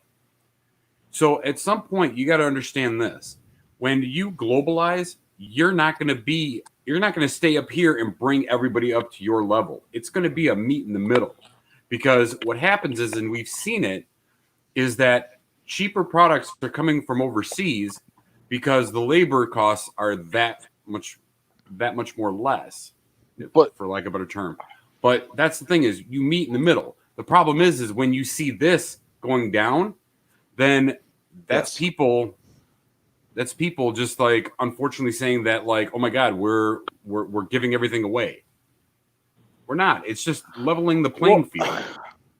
But also Dwayne brought this good point up. He said minimum wage at McDonald's $15 an hour. All right. People want $15 an hour to basically flip a burger and assemble a burger. Okay, but that's not a skill. I need to say something about this. And I used to be the most ultra conservative about this, but $15 an hour is the living wage in Oh. most U.S. towns, not cities, towns. If you go to any downtown area, any urban area, and you try to find a livable apartment, you're going to need every bit of $15 an hour and then Oh. some just to afford your rent. I'm not saying I'm against that. What I'm saying is people want $15 an hour for that, and that's what cost of living needs to be. Mm-hmm. But Don't that's worry, your product is going to reflect that because you got to support that 15 an hour. but it's not that though. What I'm looking at is you want $15 an hour to work at McDonald's, which is still a job. It makes money, but those same people aren't going to go out in the field and pick crops by hand or do whatever they need to do for $15 an hour. They're going to want more than that because they're out in the heat, they're out doing that, and they're going to want more money, which makes, the cost of everything else go up. And yeah, there is inflation where you have the cost of living goes up as the minimum wage increases, just because everything kind of goes more expensive together. But you look at that kind of stuff right there, and that's what's going to make everything go up in price. Look at Canada. Look at Australia. Australia is a great one. All right. The cost of stuff in Australia is ridiculous. Like, really, for Australian dollars to United States dollars, you look at the price of it when you really put it into American money value, and you could pay $15 for a gallon of milk. You look at that pricing of everything, but inflation's a perfect example in Australia. That could happen in the United States, and I don't know if our country with as many people as we have could support that. Because if the cost of everything goes up, that means apartments are going to get more expensive. So that $15 an hour in American towns to rent an apartment is now you're going to need $18 an hour to survive. Because, really it is like gentrification is a good example where the cost of everything else goes up the moment something becomes quote unquote civilized, more civilized in the area. The issue is, we talk about, why does it cost so much to live in San Francisco? Why does it cost so much to live in New York City? Why does it cost so much to live in, you name the major city? The problem comes down to there's not a lot of space, but there's a lot of jobs. So when you have a very low supply of housing, but the demand is significant, the prices are going to go up. Well, just by the fact that the housing prices are going to go up, now all of the real estate in that area is going to go up in price. Now you're getting into a situation where everything in that city is going to cost more, and it's just going to perpetuate itself. Yeah. Well, and until the demand is not there. Right. A good example is Texas versus Michigan. I can throw that one out there right now. Is what I pay, $1,000 a month for my 1-bedroom apartment. Down there, $1,000 a month gets me a 2-bedroom apartment with 2 baths with an attached garage. And that difference in price and everything like that, but along that is Texas doesn't have state taxes. Right. You guys don't pay a state tax. But our salaries are not as high either. If you go look at a good example would be a GM factory in Michigan, and the workers there doing the same type of job that the workers doing in the GM factory in Texas, the GM factory worker in Texas is getting paid less because the cost of living in Texas is lower. But are they really getting paid less when they don't have to pay state taxes? Yeah, because that reflects. Yeah, I pay $4,000 or $5,000 a year in taxes up here. Okay. So just throwing this out there, it basically just boils down to this. It really just boils down to this. The reason why when you go to like Indeed or any of these job searches and you're looking up like what the average range is for a particular job, they ask you for your zip code. And the reason for that is because it's different in different areas. Because when you go down south, the cost of living is usually lower, which means that the pay scale, they don't have to pay people that much. Can you stop watching Pornhub? No, my boss just sent me this. Some dude painted it on his V Rod. Who is that? That's Eminem. Right on. Oh, jeez. I mean, it's a nice looking V Rod. Don't get me wrong. Was. Looks like a Slim Shady. Oh, he's got Kid Rock on the fender. Wow. I mean, but that's what it boils down to: is the cost of living dictates the wage in that area. yeah, and also, like, if I lived in and around Dallas or Austin with my background, I could make significantly more money than the jobs that I could get here in San Antonio. And that's partly because supply and demand for those jobs. Now, if you live in Dallas and you're a factory worker, you may want to reconsider your living location. If you are in high tech, you may not want to live in West Texas, out where there's nothing, there's no industry out there. Or, So- well, Yeah, but their IT people work in Houston or in Dallas or in San Antonio if they're Valero. So that's where it all comes down to. I mean, if you're able to make a product in Texas cheaper than you can in Michigan, guess what? You're going to make that product in Texas. Just the same way, if you can make a product in China, shipping your raw materials there and shipping a finished good back, and it's still significantly cheaper than building it all in America, that's what the company's going to do because they have to make a profit. And Patriotism is great, but it doesn't pay the bills. well, there's a significant difference between patriotism and capitalism. Apologize.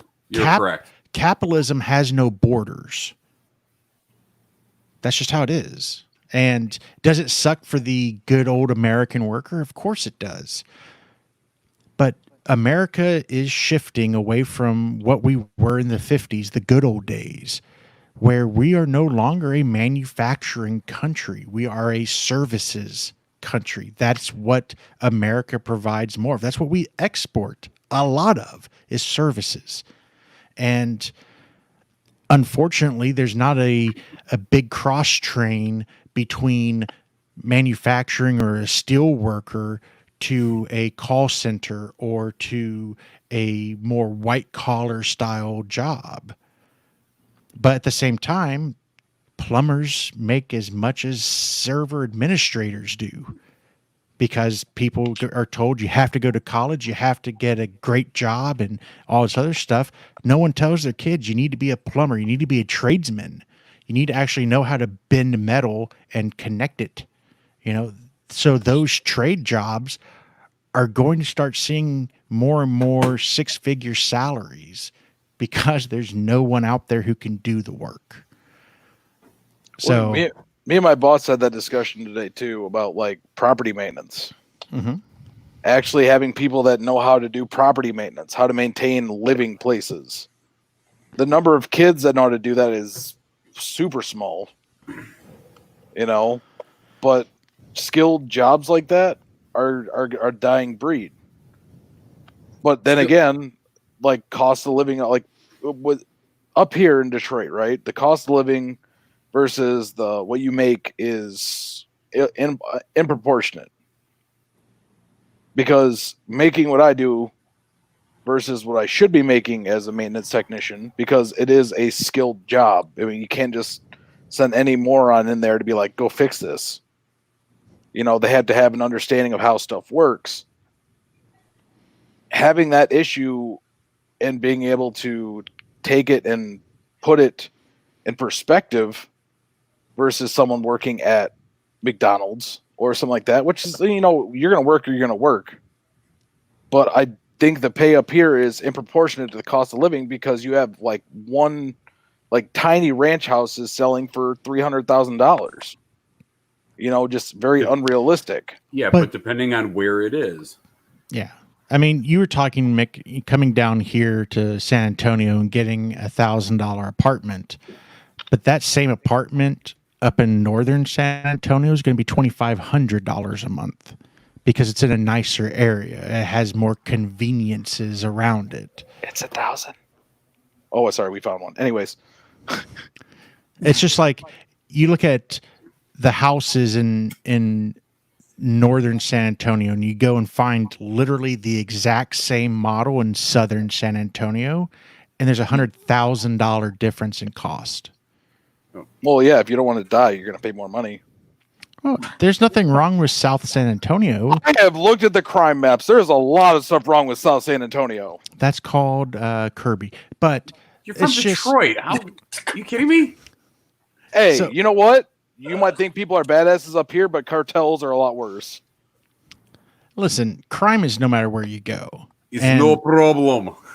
Yeah. And the fact of the matter is, too, I mean, look, if you're a criminal, where are you going to start breaking into homes? In the poor side of town or the rich side of town? That actually is Good for true. you, The man. pro- I'm going the to property rich side. crime was higher. Like the murder rate was higher in South San Antonio, but the property crime was higher in the Right. up in the up North San Antonio outside the wagon wheel. Absolutely. So they're just driving up to the north side. But yeah, so I mean that's the case. It kind of evens itself out. I mean, yeah, people on the north side aren't killing each other as much. But really, And- it's like Johnny says, you can get. I mean, forget apartments, dude. You could pay a mortgage $1,200 a month in a decent part, northwest side of town. Okay, so speaking from personal experience, so you're kind of on the west, but you're kind of on the north, and you're looking at a 3-bedroom house, and a lot of people could afford that. The thing is going to be, do you have the 20% to put down on it? So it's about not looking at the immediate. You got to bank that money, man. You got to save up that down payment. Unless you served in the And some- military. Yep. In some and that, states, and that's well, right. If you're military, now that's a good point. Okay, Zero down. and You that got segues pay into phones. saving money to buy a motorcycle so you Well, can not to- get into an accident. To buying JC, what did you expect? I said this at the beginning that this is going to get off track. I I would told you. say we have spent a good 11 minutes on topic and only an hour and a half off. Hey, it was a quality Which is 11 minutes. Which is actually pretty good ratio for this group. We are doing very good. What happens? We're talking about what will happen if the market crashes while riding. There you go. There's a crash in there somewhere. Um, We take a left turn in Albuquerque. but yeah, preparing for an accident, insurance gets it. Make sure you have it. And here's the thing, and a lot of people, and I sold insurance when I first got out of the Navy for Harley Davidson Financial Services. And one thing I learned, when you're on a motorcycle, you actually have a very high likelihood of totaling a car if you T-bone it. Especially if you're on a bagger or like even a Heritage, any of the heavier motorcycles. A 6 to 1,100 pound wrecking ball into the side of a car. And you're focusing all of that energy into a space that's this big. So you getting through the pinch welds, getting into the actual frame of the car is a high likelihood.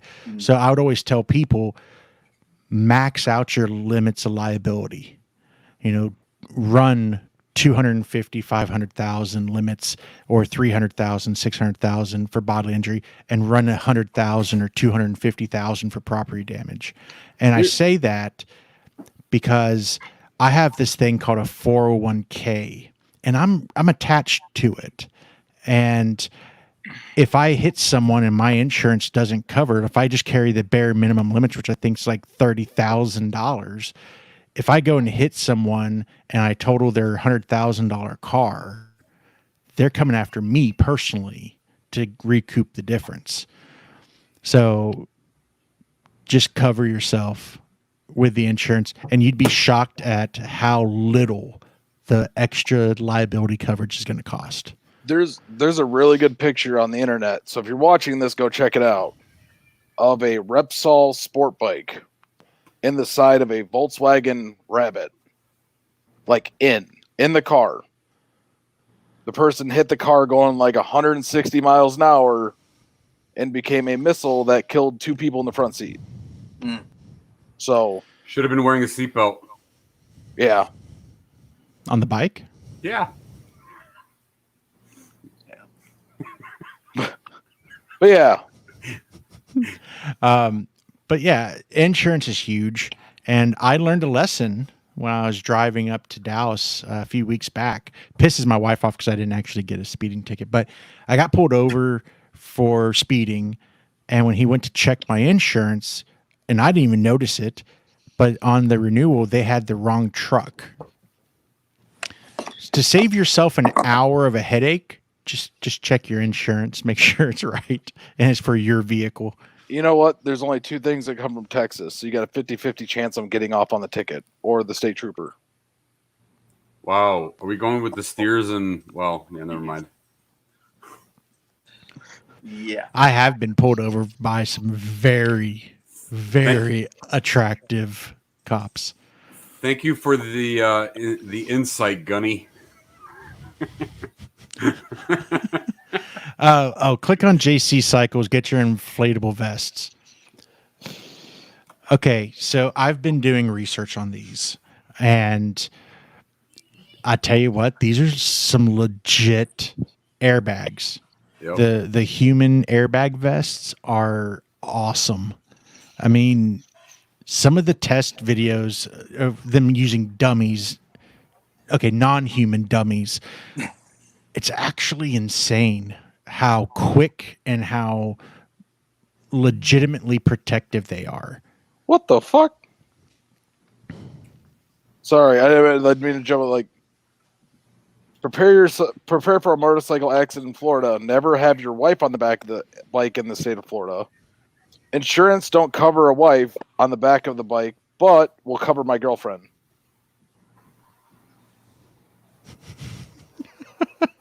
That's just Florida for you. We literally have on one of the channels I listen to for our local radio. There's literally a segment called "Florida's Effed Up." So, I just don't ever want to meet Florida man. That person freaks me out. Because he kills people. He saves babies from alligators. He's letting alligators loose into the wild, letting all these snakes into the wild. Florida man's just a bad person. I don't know who he is, but he's kind of a dick. Sorry. That's just my 2 cents. I'll look them up. speaking of dicks, it sits on your seat, and we're talking about motorcycles. Wow. Talk about a good segue. But Airbags, yeah. yeah, Those they're airbags actually are- they're getting interesting, and the prices are actually coming down a little bit on them. So I think in the next couple of years we'll start seeing them more mainstream. except for Harley ones. They're going to cost you a lot of money, and they're going to come with a patch on the back. Yeah, but unfortunately, with their quality, they probably sewed right through the airbag. When the airbag goes off on the Harley, when a bunch of glitter dicks pop out. Now it'll come out so hard that it'll snap your spine because it'll go inside instead of outside because they don't want to mess up the branding on Wait. the outside. What the fuck? I didn't know that. I didn't know that cotton shirts rusted. Wow. Harley quality. The zipper's rusting. That's not normal. That's the weathered look. The iron on patches. Oh my God, Max Risk has discovered. I don't always get into an accident, but when I do, I have on my airbag vest. Dude, that is fantastic. I'm just, you know what? Honestly, once they become more mainstream, I'm just waiting for a bunch of videos of, because there's way more people using dash cams, more people using GoPros on their helmets while riding. I'm just waiting for a compilation of airbag deployments of like ones that this sensor is not set perfectly right, so someone bumps their rear tire and it just goes off. Look like the Stay Puft Marshmallow Man. Hey guys, Can somebody get the Oompa Loompa out of the street? I think Honda actually patented an airbag system that encases you in a big bubble, like the avalanche protection things for skiers. They had one for motorcycles, and it is tethered to the bike. So when you come off the bike, it blows up into like this big ball. So you can, so I can see it now. I'm on my CBR 1000 or whatever the big one's called. I'm hauling ass. I'm doing $150. Boom, I get hit. Or let's face it, I screwed up somewhere. I went down. And now this big giant air ball is now moving at 150 miles an hour going down the highway. Yeah, the only problem, bouncing. the biggest problem I see with that is at that Jesus. point, when you roll like 3 miles away from the accident, they're now charging you for fleeing the scene of an accident. Or It's- it'd be my luck. I would It's a hit, moneymaker. I would it's hit the Bubble Boy. median. I'd hit the median on one of the big concrete K rails. I'd hit that and bounce into oncoming traffic, and then become a pinball.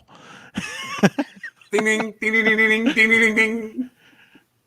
No, dude, even better. I could see somebody forgetting they're tethered in before getting off their motorcycle and try to act cool for some girls and just watch just bubble.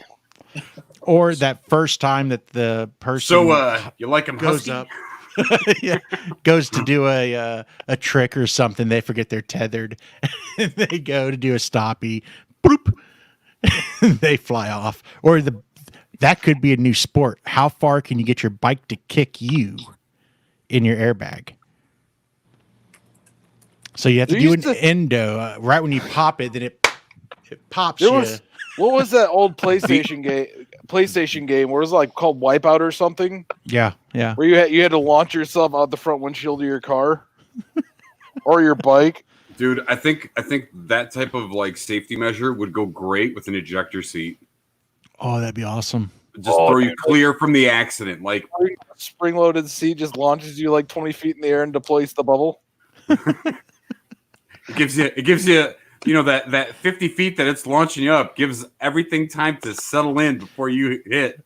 And Red Bull has to market that one.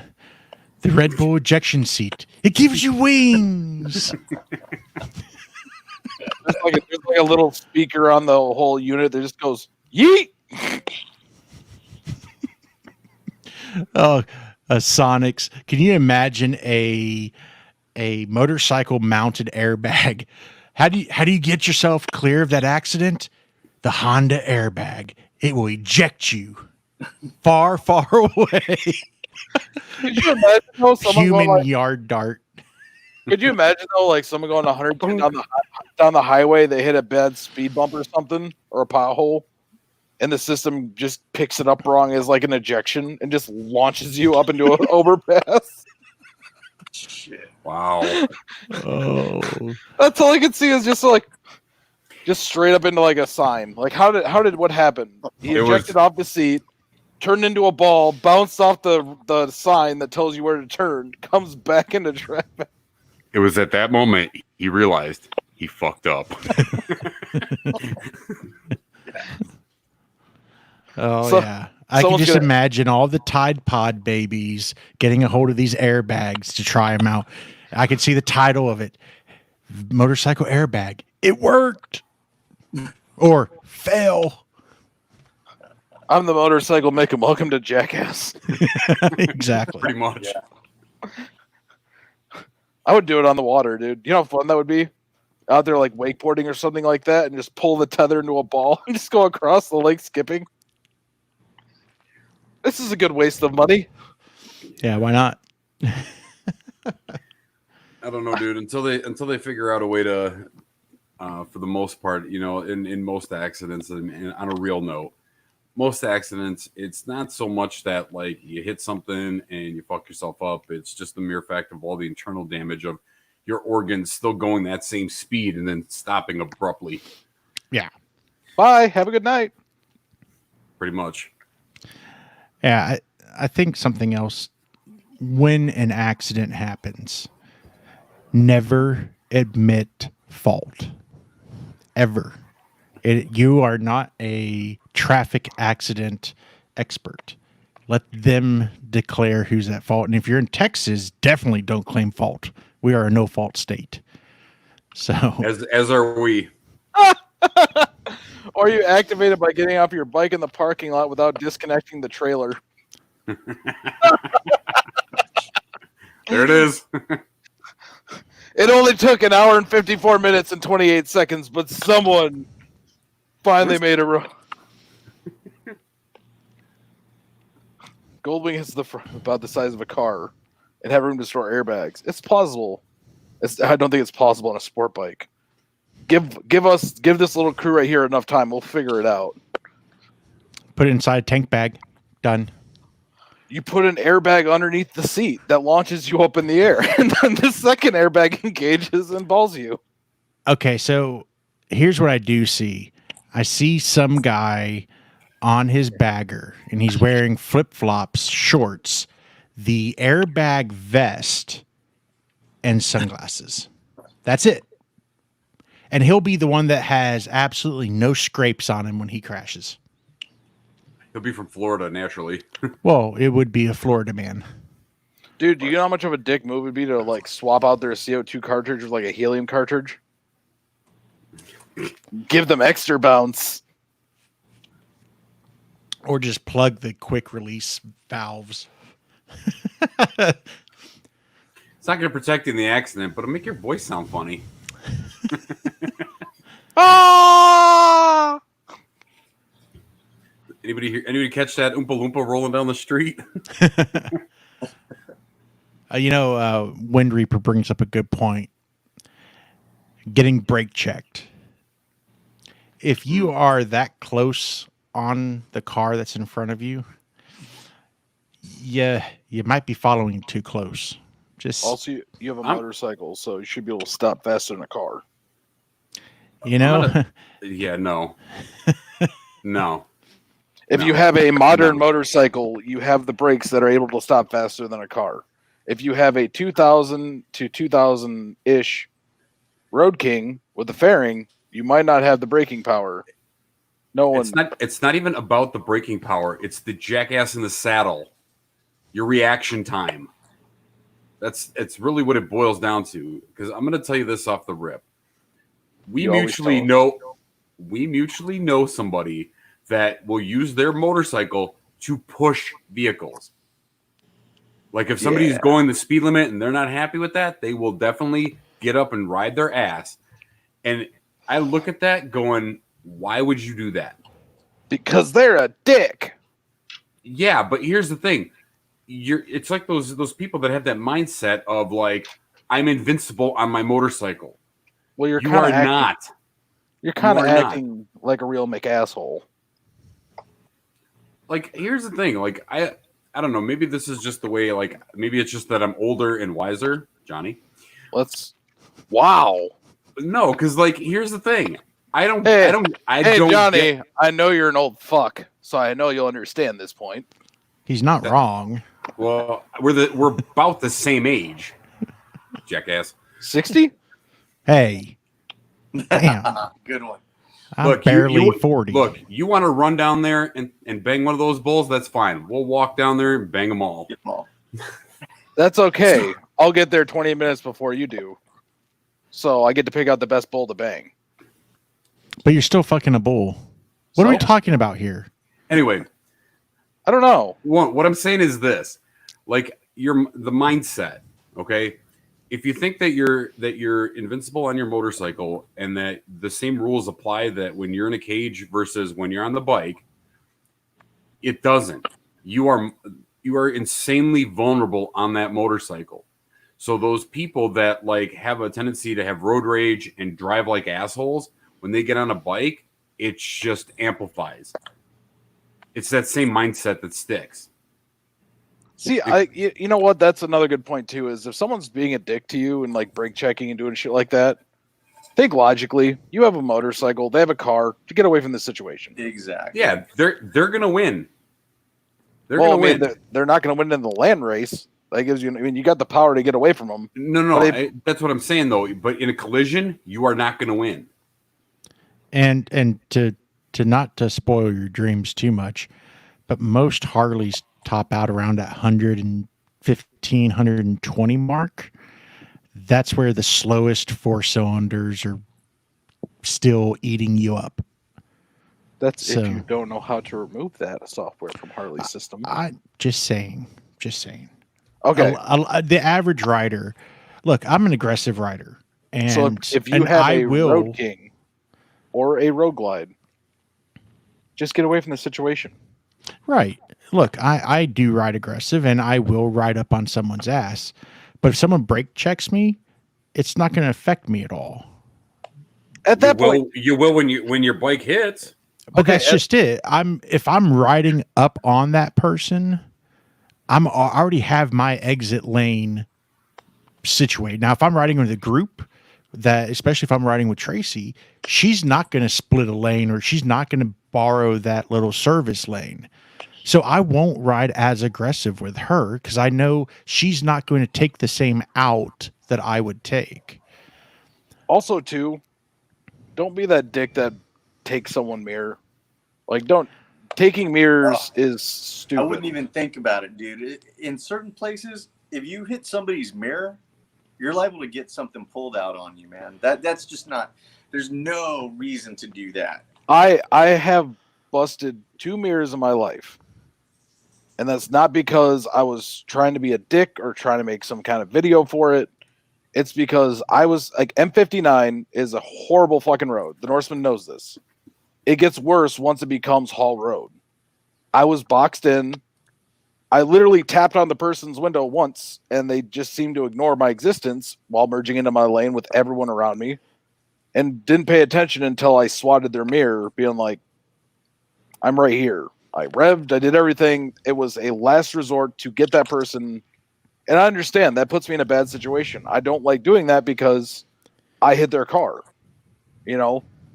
But at the same time, there was a cop behind us and he saw everything happening and the person was playing on their phone. So, But again, we're picking apart very specific instances. In general, if you're no, lane in general, don't. if you're lane splitting and you hit someone's mirror, guess what? You just damaged their car, and it's 100% your fault. Now, if someone's merging into you and you have nowhere else to go, break a damn window if you have to, because I think I look at that like it's self-defense. It is. That in my situation is self-preservation. And I've put my boot into the sides of cars before, and it gets their attention quickly. But I have to weigh out my options. I know for a fact that most of the cars on the road, I can out accelerate at least for a short period of time, and I can get out of a situation if I have to. But just don't be a dick. That's what it really comes down to. I think at the same time as people being assholes on the road, don't be an antagonizer. Because going back to like Moto Madness, you see people that will antagonize to get a reaction for video. They could just let it be done, and that's it. All right, you had your 2 seconds of anger, and get on with your day. But they're thinking at that point they're on video, like I can get something out of this. Yeah, but I think it goes back to what we talked about earlier when we were talking about real estate and stuff, right? Are you knocking on people's mirrors on the north side, or are you down on the south side? That's a whole different thing. Because when you see these people hitting mirrors and stuff, they're on the highway, they're lane splitting, they hit the mirror and they're gone. Try doing that at a red light over on the east side in San Antonio and watch what's going to happen. It's not going to be a good video. You'll get a lot of views. Or whoever But whoever unfortunately, you're not posts going to your be able video, to see. yeah, the person who posted your video will get a lot That's of right. views. Yeah, your wife's going to post your video for you because you're going to be, you're still going to be on the east side somewhere and your bike's going to be somewhere else. Well, I've actually noticed that in areas like that, though, that are more necessarily bad, that people aren't driving like really like asshats as much. People Just are be- asshats everywhere. Dude, I know, Yeah. but like, and when people are already in an area where they're predispositioned to get pulled over because of the way they look or whatever their situation they're in, I feel like they are more careful about what they do with their ride versus people that are up here that have insurance and don't care. So what I've opined, I guess I'll say, ever being a since dick and busting out the big words. well, ever since the propaganda around Barack Obama taking away everyone's guns, ever since that time frame, the number of Americans who own and actively carry a weapon has skyrocketed. Yes. And I'll tell you this right now, in today's climate, I wouldn't want to be on the receiving end of anyone's hate, because when I'm in full biker attire, people don't know what color I am. I have a full face mask. My hands, my arms, everything's fully covered up. I don't want someone to think, okay, there's an asshole right there. I'm gonna just deal with this the quick and easy way. You know, there's a lot of vigilantes out there, and I don't want them thinking that they can target me, because then it's going to start a lot of issues, and I just don't want that. You know, there's a perfect video of that, of those people. I can't remember what mountain road that is, but there's a video of these people on motorcycles that pull out in front of this car. Like, the dude pulls out into traffic to stop traffic for one other motorcycle, which is stupid. All right. But this person the person's like, go, but these people are over there still getting on their motorcycle and getting ready to go. And this dude's out in the middle of traffic stopping it. And then they get off their bikes and all that shit and try to attack the person in the car because, yeah. And it's like, you're a fucking twat. That's what you are. Like, you're blocking traffic for one other motorcycle. Like, I understand when you have a group of like 60 bikes, sometimes that has to happen. But when you're blocking it for your one friend that's taking his time because he thinks he's a badass biker and just wants to roll up there and get ready to go riding. Yeah. You know, I do a lot of road blocking. I mean, I do live up to my name. But I have found that when I am doing it to get a big group of motorcycles out of a parking lot, or to get them into the right lane on the highway safely, I don't get too many people pissed off about that. But when you start seeing these people who start blocking up lanes so people can stunt ride, that's when people start having an issue with it. And it's one of those things, you're always taking your life into your own hands whenever you're doing something that's stupid. But there's parts of the country that I would not want to be on the receiving end of someone's irritabilities. Sonic says, I don't F with anyone on the road. Exactly. I don't know their mental state of mind. Some people are super stressed. And then Blacktop, who finally showed up. So I try to give most people benefit of the doubt. Most people are just oblivious to their surroundings and not being total D-bags on purpose. Oh, I agree. Here's with the that. thing. You know who's out there just being a jerk. They make themselves very apparent quickly. As soon as you find yourself in that situation, then you should react. If someone's just oblivious, okay, react, but react differently. The one thing I hate is pacing. I hate getting trapped in a group of cars where someone speeds up to get around someone and then they get in front of me and then the next vehicle comes up next to me and I'm stuck in this box. And they don't want to speed up or anything like that. I hate pacing, but at the same time, I don't really freak out about it. Because I know I can get away from it. I know I can get out of it. I just have to wait for the opportune moment to be able to do it safely. Well, but here's the question, and I just got a question for you. So when you find yourself in that situation, do you find that you try to push yourself ahead? Or I see a lot of people do that. They'll get boxed in and then they'll try to ride the ass of the car in front of them to where they can get enough distance between them and merge over and go. I normally slow down. Slow down. That's what I do. That's what I do. I'll just literally let off the throttle and back it up and just get myself out of that box. Because, I don't like riding next to semis. I have seen one too many blowouts that happen and think if I was on a bike, that would be a bad situation. So what I usually do is if I kind of take a look and read the road. And if I see semis, lined up, I'm going to try to literally leapfrog between semi to semi. I will say that's one of the biggest things that actually does piss me off when riding down the highway is one semi that tries to pass another semi at 1 mile an hour faster. So I'm the type of guy on my bike or in my truck. as soon as I see that a trucker is going to be getting over, I slow down and let them, because they're delivering all the products that we need, and that's their livelihood. I'm just trying to get somewhere.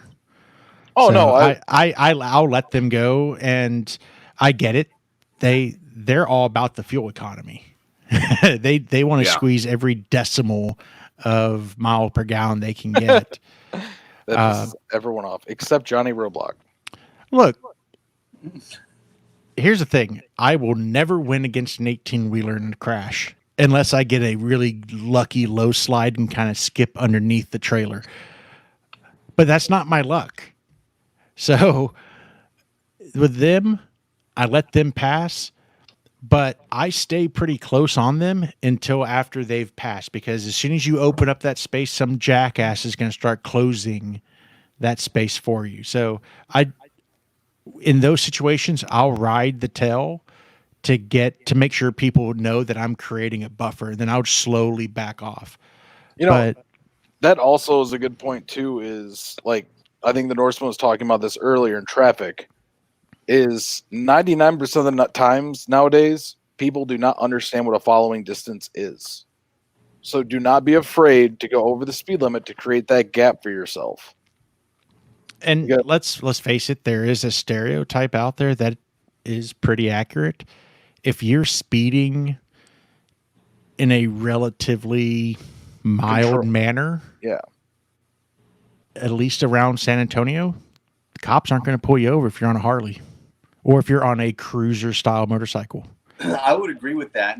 And I would say one reason is if you're going a little bit faster than traffic, you're more visible. If you're going the same speed as everybody else, You blend in. you blend in. People don't really see No. you.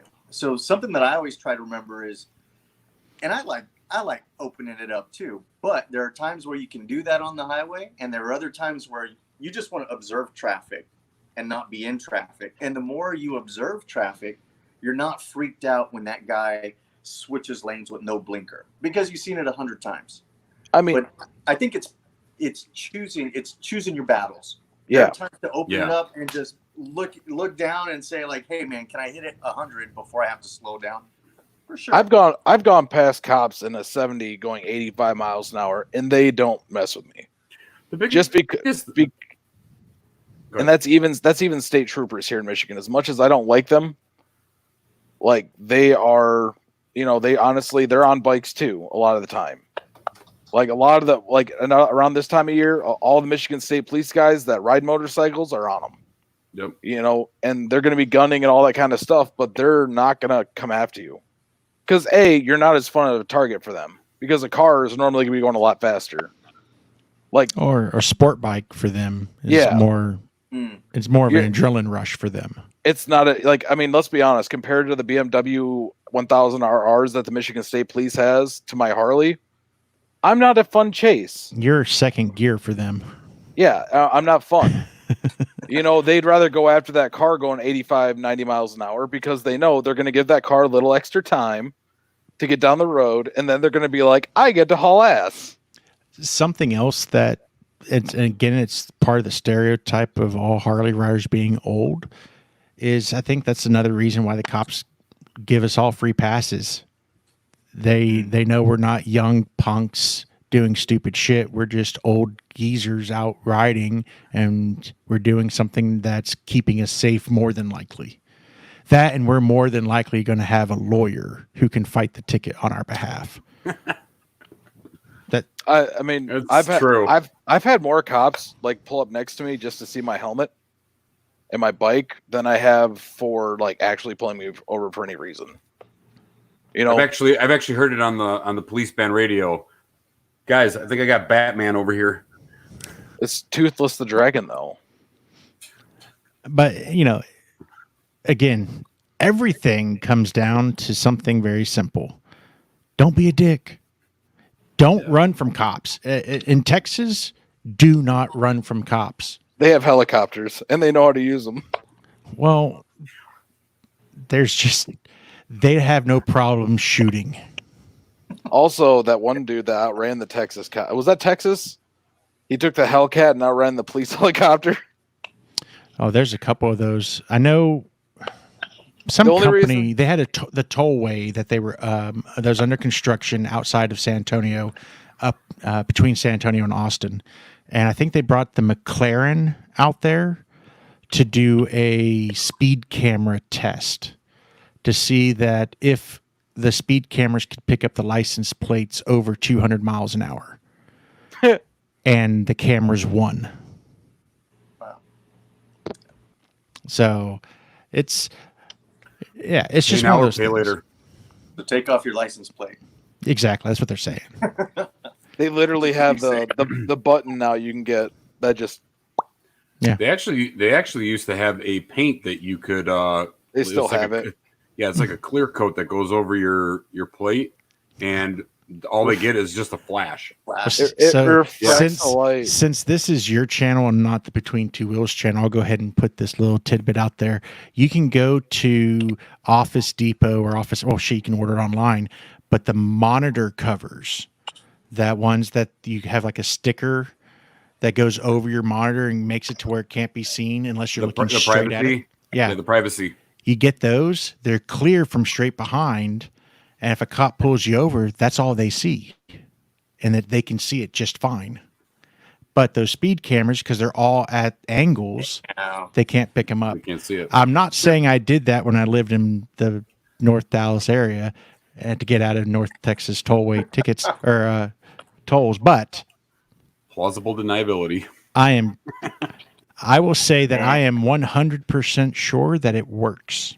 I got to put that on the list for the next Lone Star rally because I racked up a nice little bill heading out there, going through all those toll roads. Yeah, if they're doing Lone Star, I think you and I can ride out together. When is for Lone sure, man. Star? They're doing it. I think it's in November. I Yeah. think it's in November, and then Blacktop was saying earlier today on one of the message boards that the Bring It Home reunion was going to be like the first weekend of October, which is interesting. So you got October, good riding weather. November, good riding weather. This is why I don't fuck with Michigan State Police. Okay, but if the kid wasn't acting like a dick, he wouldn't have had to get tased. And I'm sorry that the kid died and all that. That sucks. But people, don't be a dick. It's that simple. Yeah, It but really MSP is but a I'm going bunch, to tell you. No, but I'm MSP gonna, is a bunch of dickheads. well, for the hold most on. part. And I'm not. Here's the thing. At the end of the day, if you don't want to have problems with law enforcement, don't do anything that would draw attention to you. It's Yeah, real, but it's real simple. It's MSP though. They like to find stuff. Dude, hold on a sec. I got pulled over on 696. All right, and no joke, it was like 2:30 in the morning. I got pulled over. It was raining. I pulled up under the viaduct. He came up, and we had a very good interaction. He didn't give me a speeding ticket. So, the biggest thing is that I like said most, not all. There's a okay, lot of no. I look, state troopers, sheriffs, police officers, we lump the 1% that's bad in with all of the really good cops that are out there.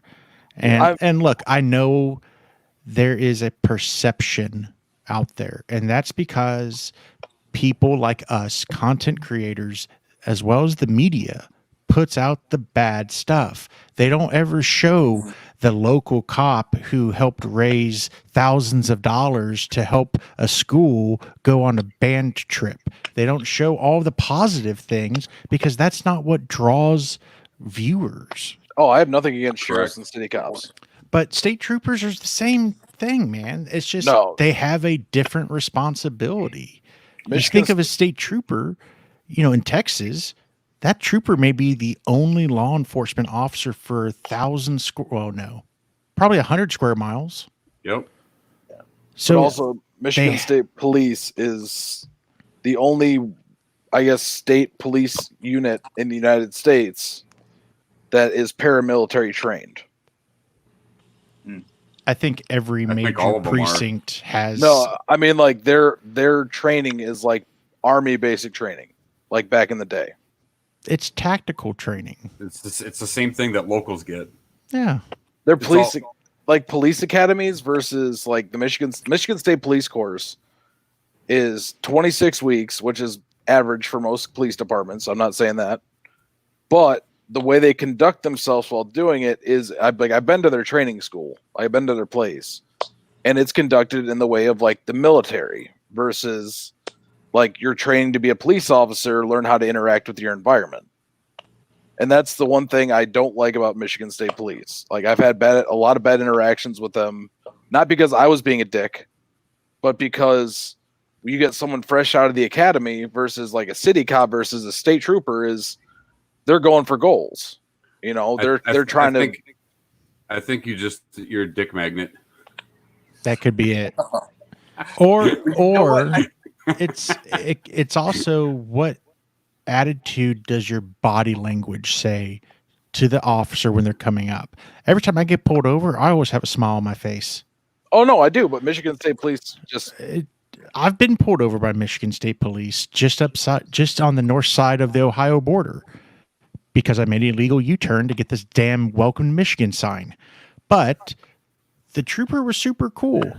He actually took the picture for me. I explained what I was doing. hold the ticket for the picture. Well, he didn't give me a ticket. But again, I grew up in Texas, and I was always taught be polite, be respectful to uniform, respect the badge. And that's why I said a majority of state police officers. I never said they're bad people. I just said they're dicks. Like but here, let me just throw this out there. Being a dick doesn't mean you're a bad person. It just means the way you were taught to act while on the duty is a certain way. Dude, at the end of the day, understand what they go through on a day-to-day basis. Jack shit. It's Michigan State Police. Like Detroit City Cops. City Cops, I understand. But literally, like, do you know, like, the Michigan State Police are not supposed to be anywhere in the cities. They're supposed to be highway in the capital. But their jurisdiction's the entire state. No, according to Michigan's constitution, the jurisdiction of the Michigan State Police is the capital and the highways. That is their only jurisdiction. But they are everywhere. Yeah, but here's the thing. There's a lot of police departments that are, there's small towns that don't have police departments. And it's too big for the county, so the state police step in to subsidize help and police those areas. Yeah, I'm just saying, Michigan Constitution. That's all I'm saying with that is, I hate getting pulled over by a Michigan State police officer on a city street. You know, the only law enforcement I fear in the state of Texas is the Texas State Game Warden, and that's and I'm not a hunter or anything like that, but Texas State Game Wardens have the most open rights to enter. Their probable cause could be the smell of beef in your house. It could be the smell of fish, and they can enter based on that being probable cause. That Johnny, I think it's all of them like that because Michigan's like that too. Dude, they can wander onto your property without a problem. So in Michigan, we have salmon fishing, right? But you can't snag a fish. You have to catch it it's got to take the bait. All right. So if it's hooked anywhere else, you can't have it. You have to send it back.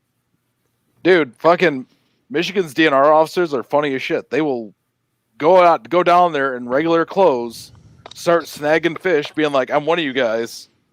And when everyone else is like, oh, he's cool, start snagging fish, he's like, ticket book. I'm taking your rod. I'm taking your fish. I'm taking your truck. I would think that'd be entrapment, but a little bit. I'm just saying, if people would not fear the police, and I get it, I'm a middle class white guy, so it's easier for me to say don't fear every interaction you have with the police.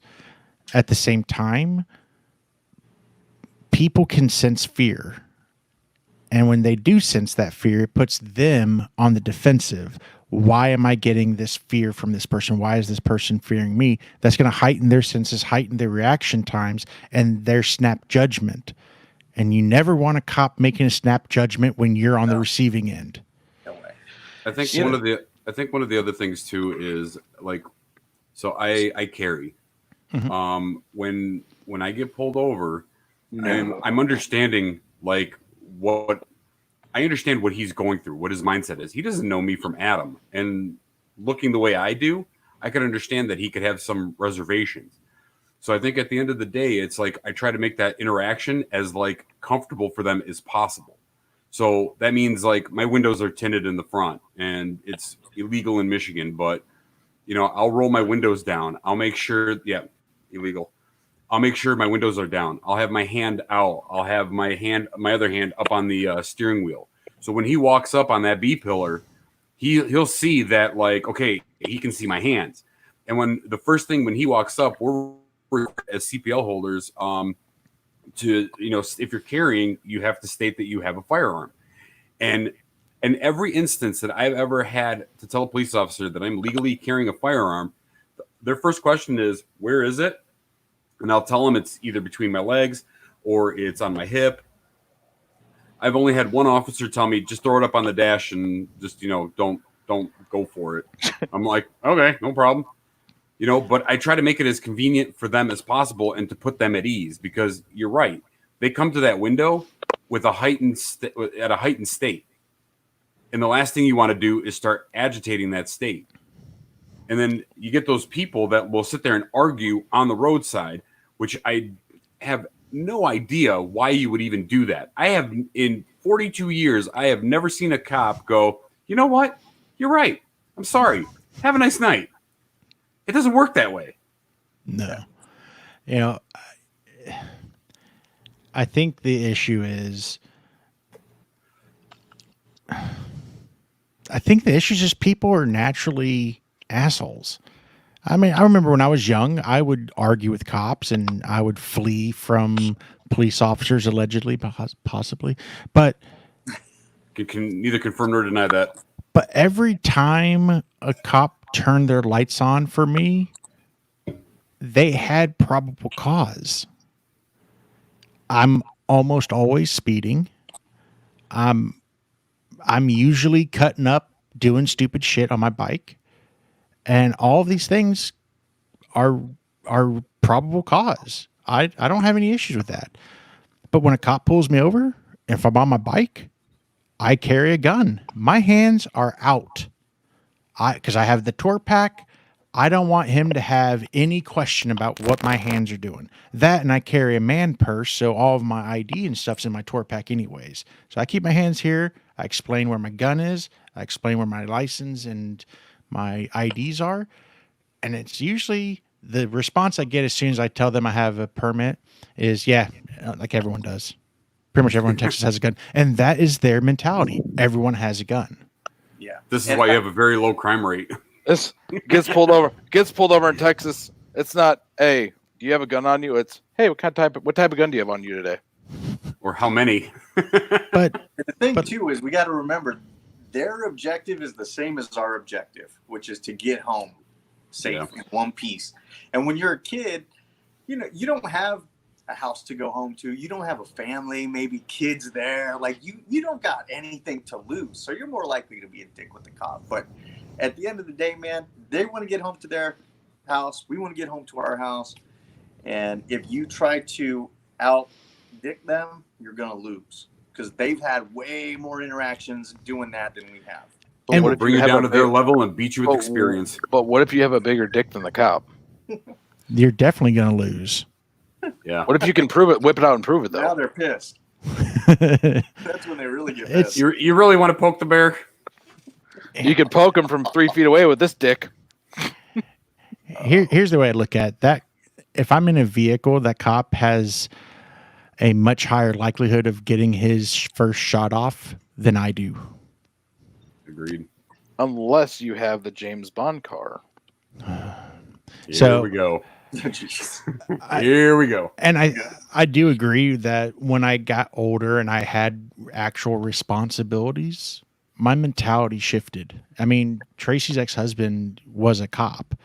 And you know what happens as soon as they get a divorce and you start dating, you were obviously the devil. So I got pulled over all the time. I worked in his beat. So his buddies pulled me over all the time, but I had colors. I didn't wear a helmet. I wore a hat backwards or a do-rag. I looked like a thug. Excuse me, sir. Do you know I pulled you over today? Because I'm fucking your ex-wife. Well, he never did it. It was always his buddies. Oh, because Yeah, they put an APB out on your ass. Well, as soon as I hit Plano, boom. get an APB for a guy that's got a cherry red ass. So it comes down to they're doing their job, and I have a much higher likelihood of beating the ticket if I take it to court than trying to argue with the cop. Oh no, I wouldn't Let him argue do with his him. job. Don't try to refuse to sign the ticket. Listen to what they're saying. You're not saying that you are guilty. You're saying that you received the ticket. And understand that there's a consequence if you want to continue being a dick. They can arrest you. Just make the interaction fast. Just You know? fast, just make it as painless as possible. And I mean, look, I I tell you have a this. sheltered life because of my skin color. But a lot No. of these situations that we're seeing in the media, if both parties had cooler heads, I think there wouldn't be any death in those situations. But it's hard because racism exists and it will never go away. It's never going away. We just have to figure out a better way to react to it.